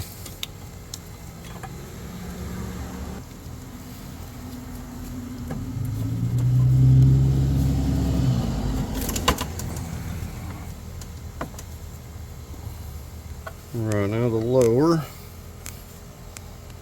Okay, this lower one's kind of difficult because I can't really get any leverage. Okay, you have to have those pushed really hard. I didn't have the top one on all the way.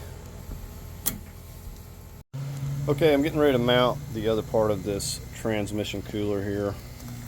Okay, this plastic piece is just going to slide onto those slots and then pop down. Okay, one thing I did here was I routed this wrong. This is supposed to go under here, not under here. I somehow got it out of place, I'm assuming. Okay, I'm not quite sure how I got that routed wrong, but I did. There's even a place for this to clip under there. And the radiator support was loose, so I could lift the whole thing up again to slip it under. So it needs to route right in there.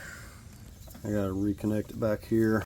If I'd had it to do over, I would have just taken this off here. I even had this line, somehow had it twisted. This line was around the back, supposed to be in the front, so I had to top this side off. So I think I might finally have it going in the right direction here.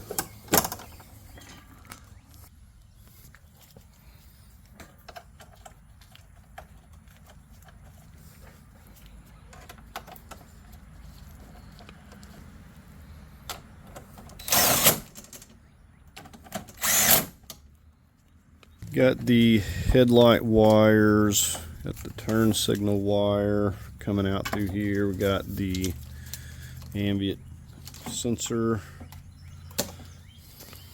Got this wire that comes up over here, goes in under here, clips in. This goes to a ground up here. We'll feed our headlight, turn signal.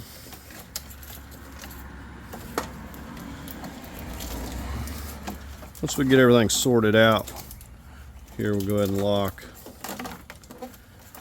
our radiator support.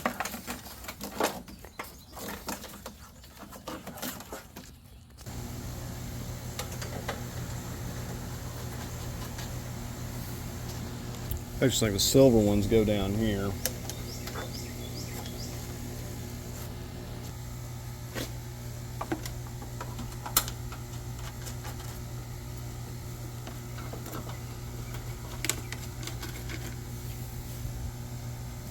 I do believe this was running just like that.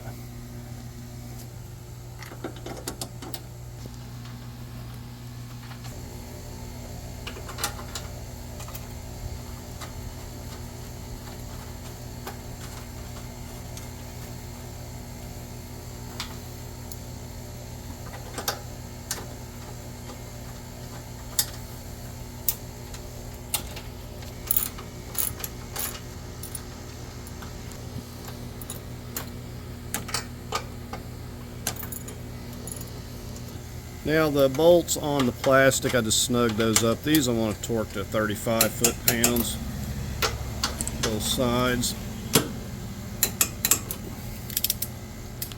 I'm going to put this wire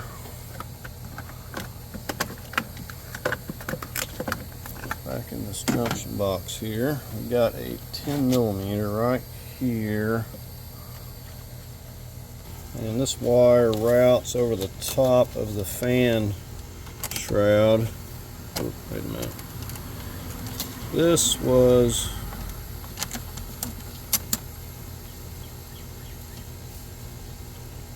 on top of that. Let me see.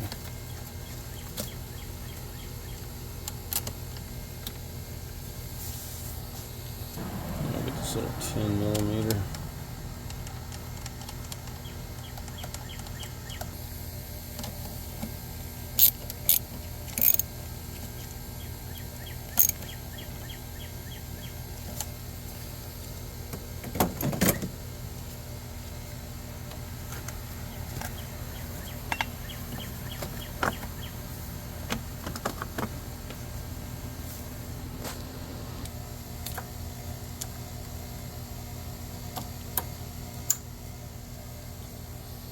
Okay, now back to this wire that goes under the radiator support. This is for the headlights and turn lights. Start snapping this back in under here.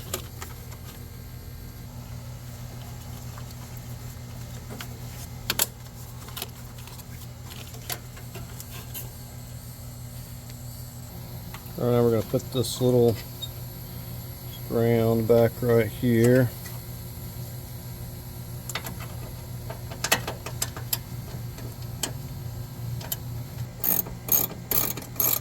Alright, I think I'm going to get the other part of the fan shroud in here. Did have to take the air duct out from there again. I'm going to have to get this underneath. Once I get it in place, kind of I'll take the cardboard back out.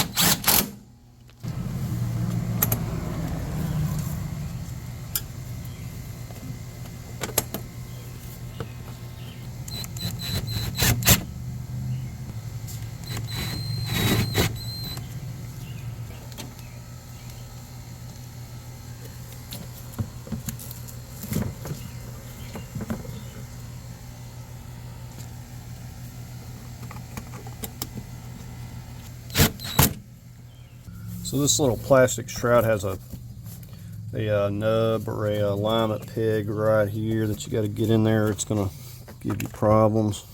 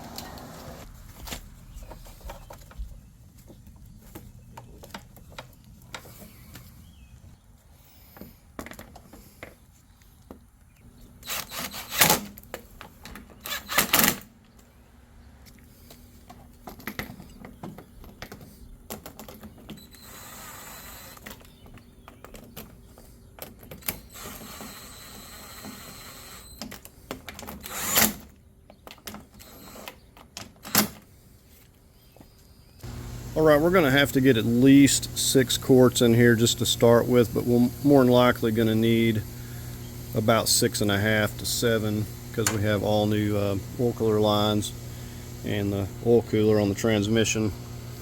Now this is also conventional oil. I'm supposed to use this for the first 5,000 miles with these new engines. So just 5W30 conventional, and then you can go to using the regular or the full synthetic with the Dexos. And I do have the oil plug tight, and y'all see me put the filter on. Oil cooler lines are all hooked up.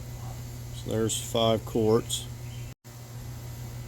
Alright, here's the last quart for now. So we're going to have to pull the fuse for the fuel,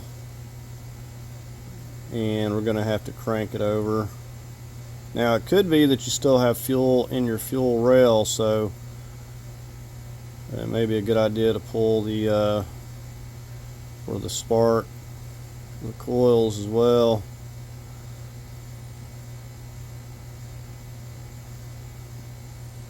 So 2 jugs of concentrate, Dexcool, and 2 jugs of distilled water.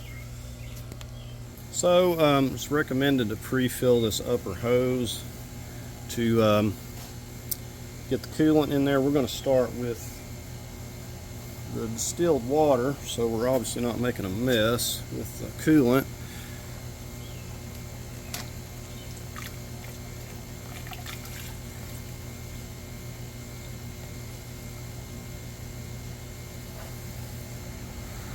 Alright, so I'm going to see how much I can get in there. I got about a half a jug so far. I've got a whole gallon in there so far. The good thing about starting with the water, if you do have any leaks, you're just going to be losing some distilled water, not making a mess. Okay, I got 2 gallons of distilled water in there before it started backing up. I think I'm finally got it full. Go ahead and hook this hose up.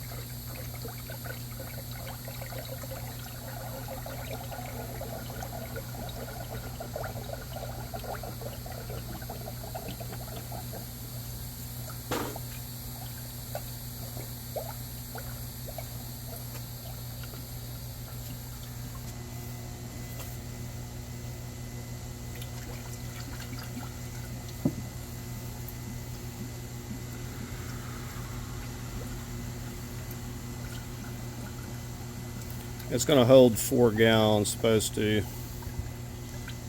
Alright, I got 2 jugs of distilled and 1 jug of concentrate so far. Okay, well it's only going to take 3 gallons right now.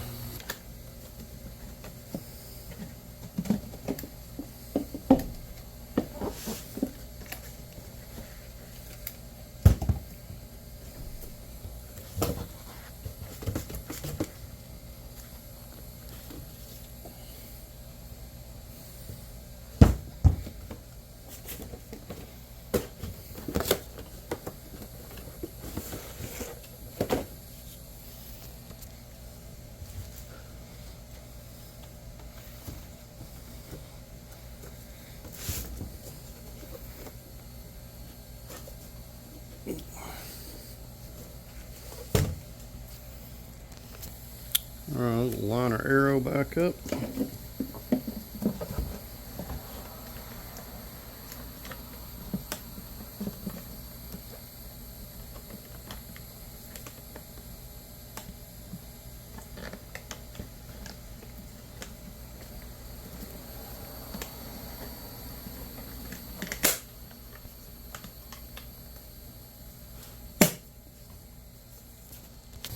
Get those little pegs going down in there.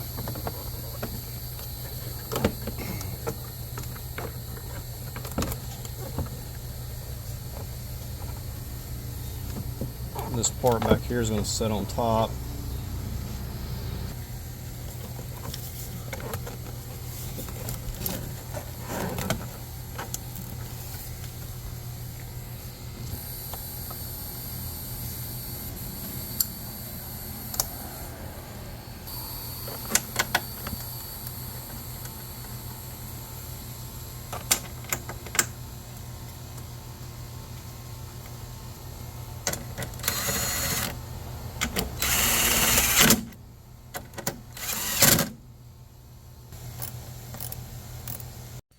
Alright, we're going to go ahead and hook this up.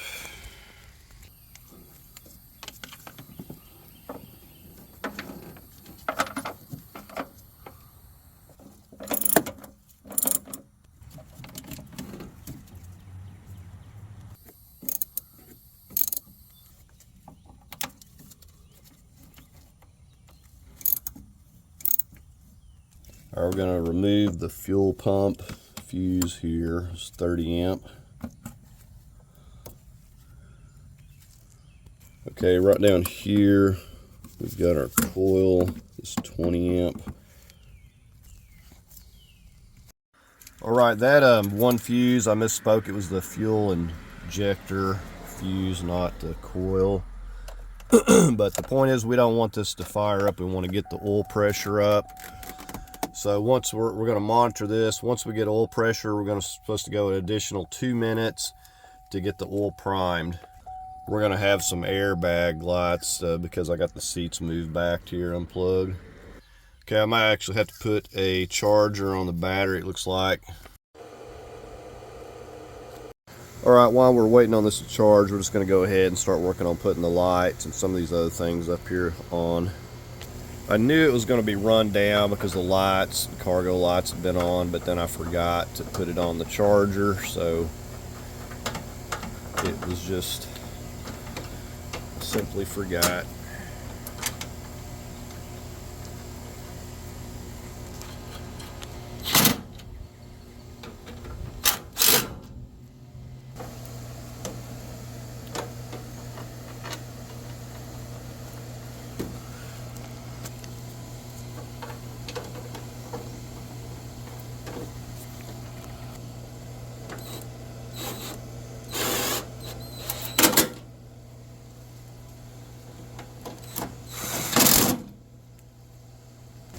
So the black connector goes here, and the gray one goes here, and then this just clips.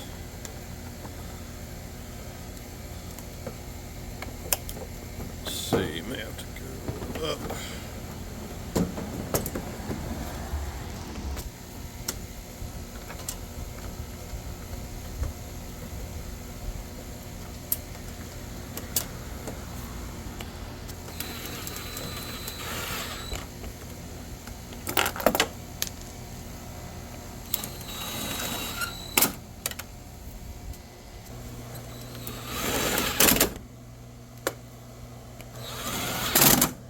Now this was just running like down through here.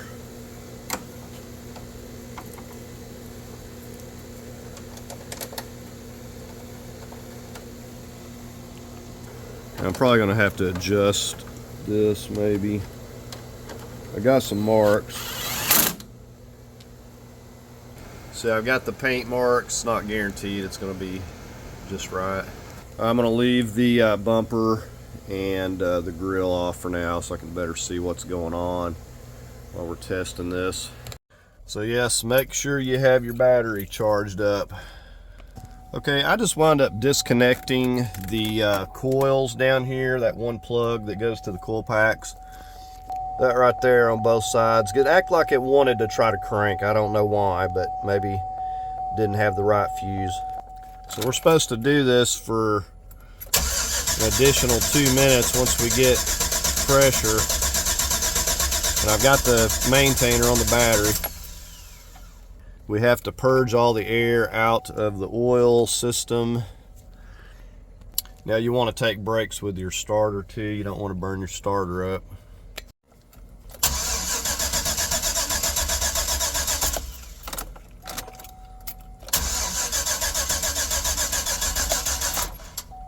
Okay, so I had the gauge up to 10 psi there. We're going to go ahead and put the fuses back in. I've been cranking on it for at least 2 minutes. All right, so we're going to fire it up and check for leaks.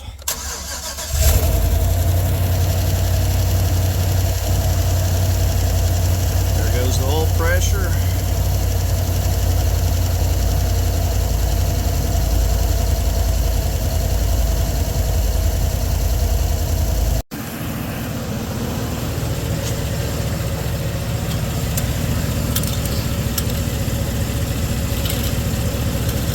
This water down here is the rain last night.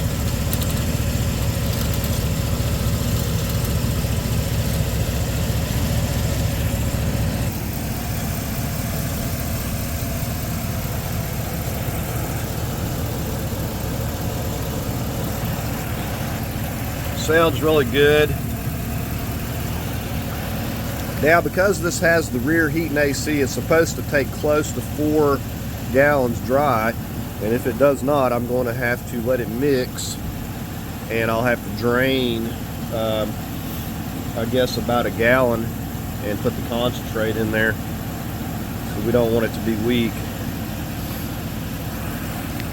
Of course, I think once we get the thermostat opened up and get it up to temperature, I think it's going to take it.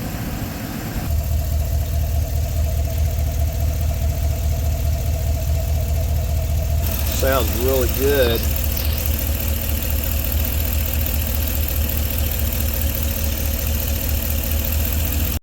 All right, I got it up to operating temperature there. What I'm going to do now is let it set and cool off a minute, and I'm going to check the oil.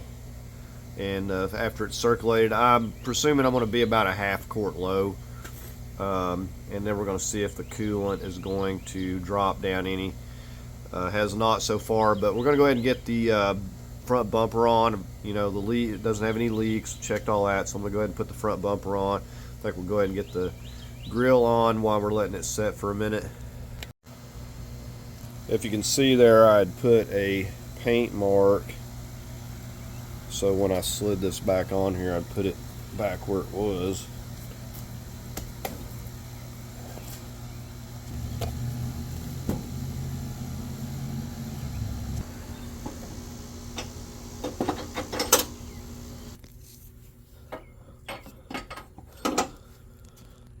Before I tighten these 21s up, I'm going to get my braces on.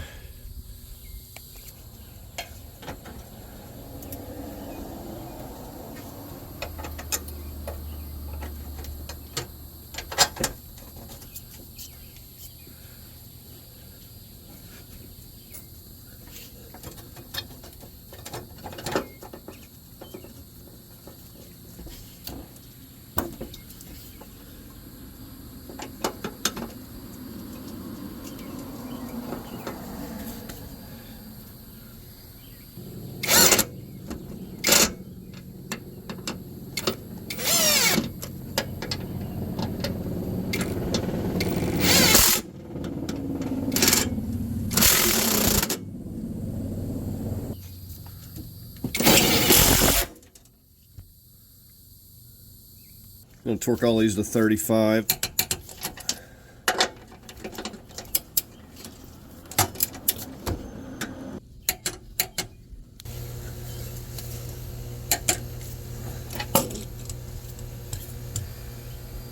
Or I'll just get the other side. Alright, I'm going to torque these 2 bolts to 45 foot-pounds.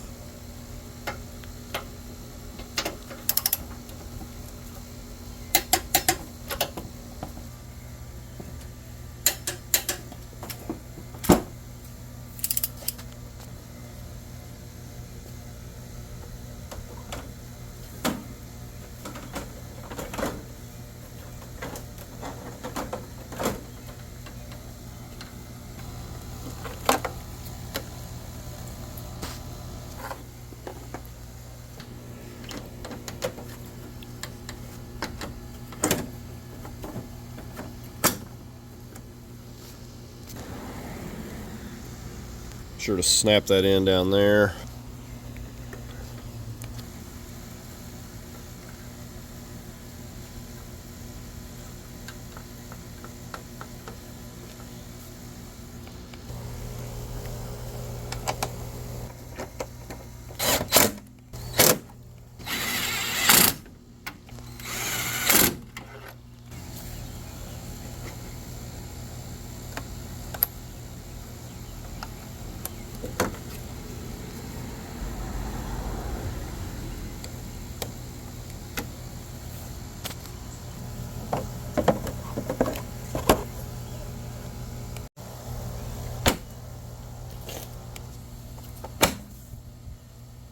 Check the coolant. I was able to add maybe a cup, not much. The oil appears to be fine right now, so I'm not going to add any just yet. Alright, so I'm going to crank it back up and monitor it. It's still working air out. Maybe about turning on the heat and the rear heat. Maybe see if I need to circulate it back there. Coming out nice and hot. Alright, nothing left to do but take it for a test drive. We're going to get the radiator cap on here. So I got a little over 3 gallons so far. I suspect it's still got quite a bit of air.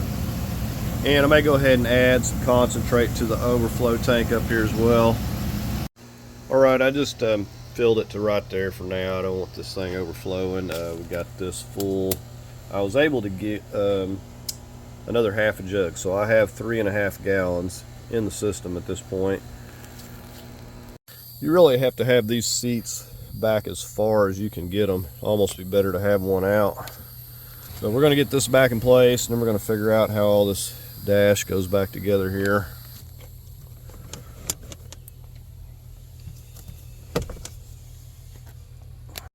Okay, it goes in a lot better when you're not trying to put it in upside down. Okay, I got this to go back in here. I was having difficulty because there's a little piece of this air duct. So you can see this piece right here, it was hanging on that, so I had to take this little 9/32 screw out. And I just temporarily took that out and moved that duct a minute. Now it's, you know, equally as difficult to put that little piece back, but I had to, once I had that out of the way, I could slide this back easily.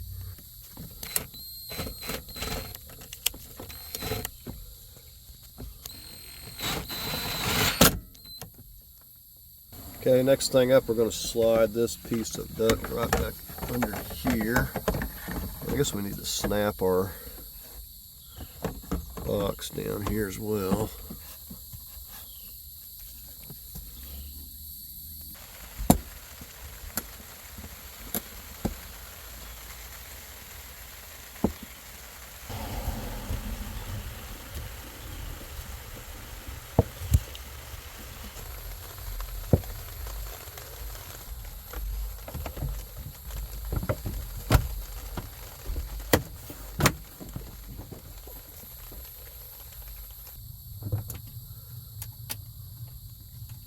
Before I bolt this all the way down, to make sure I'm going to be able to get this in place. No problem.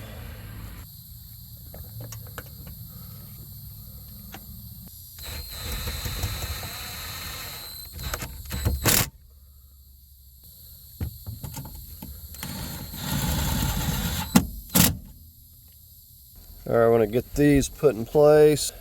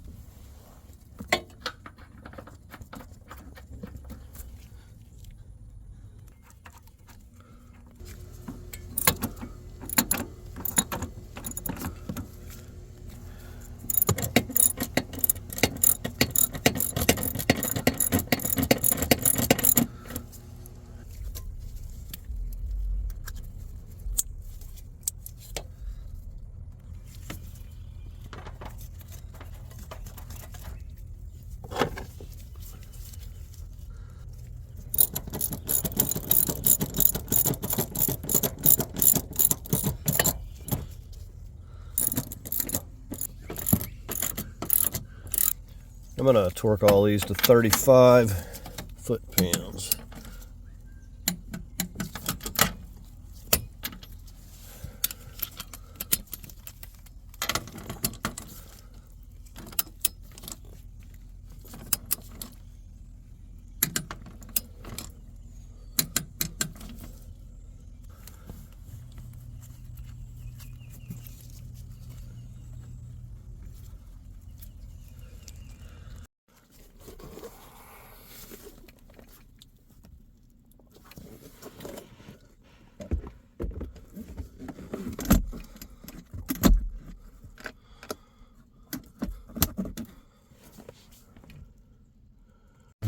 Alright, here we are taking on a test drive. I had some old check engine lights I deleted off.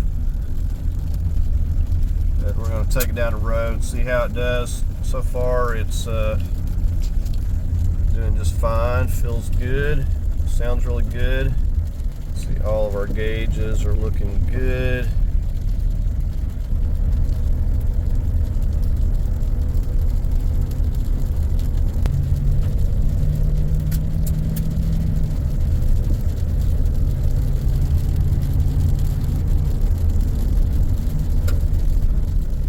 Sounds really good so far. And the AC is working great. Did not disturb that any.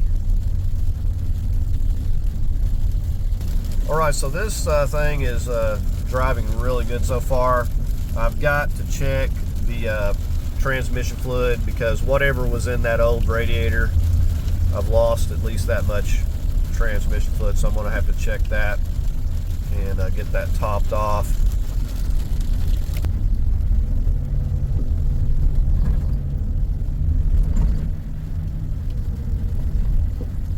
Okay, so the vehicle test driving perfectly, no issues. One thing I skipped over was the break-in oil. So you're going to put at least 200 milliliters of this, and you just use it with every oil change. So I did put that in there.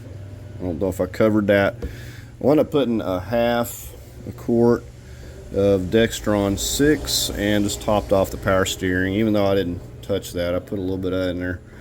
Now I was left with half a jug of this concentrate.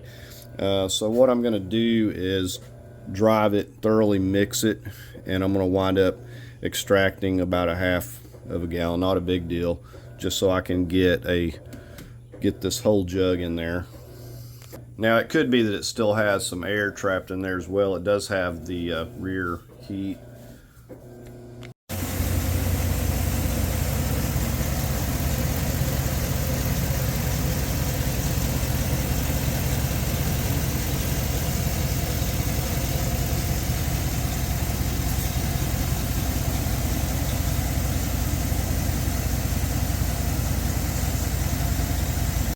So I had spent 3 days removing this engine. I spent 5 days putting it back in, but the rain has been relentless. It's just like off and on, so it probably would have been less time getting it back in had it been for all the rain we've been getting.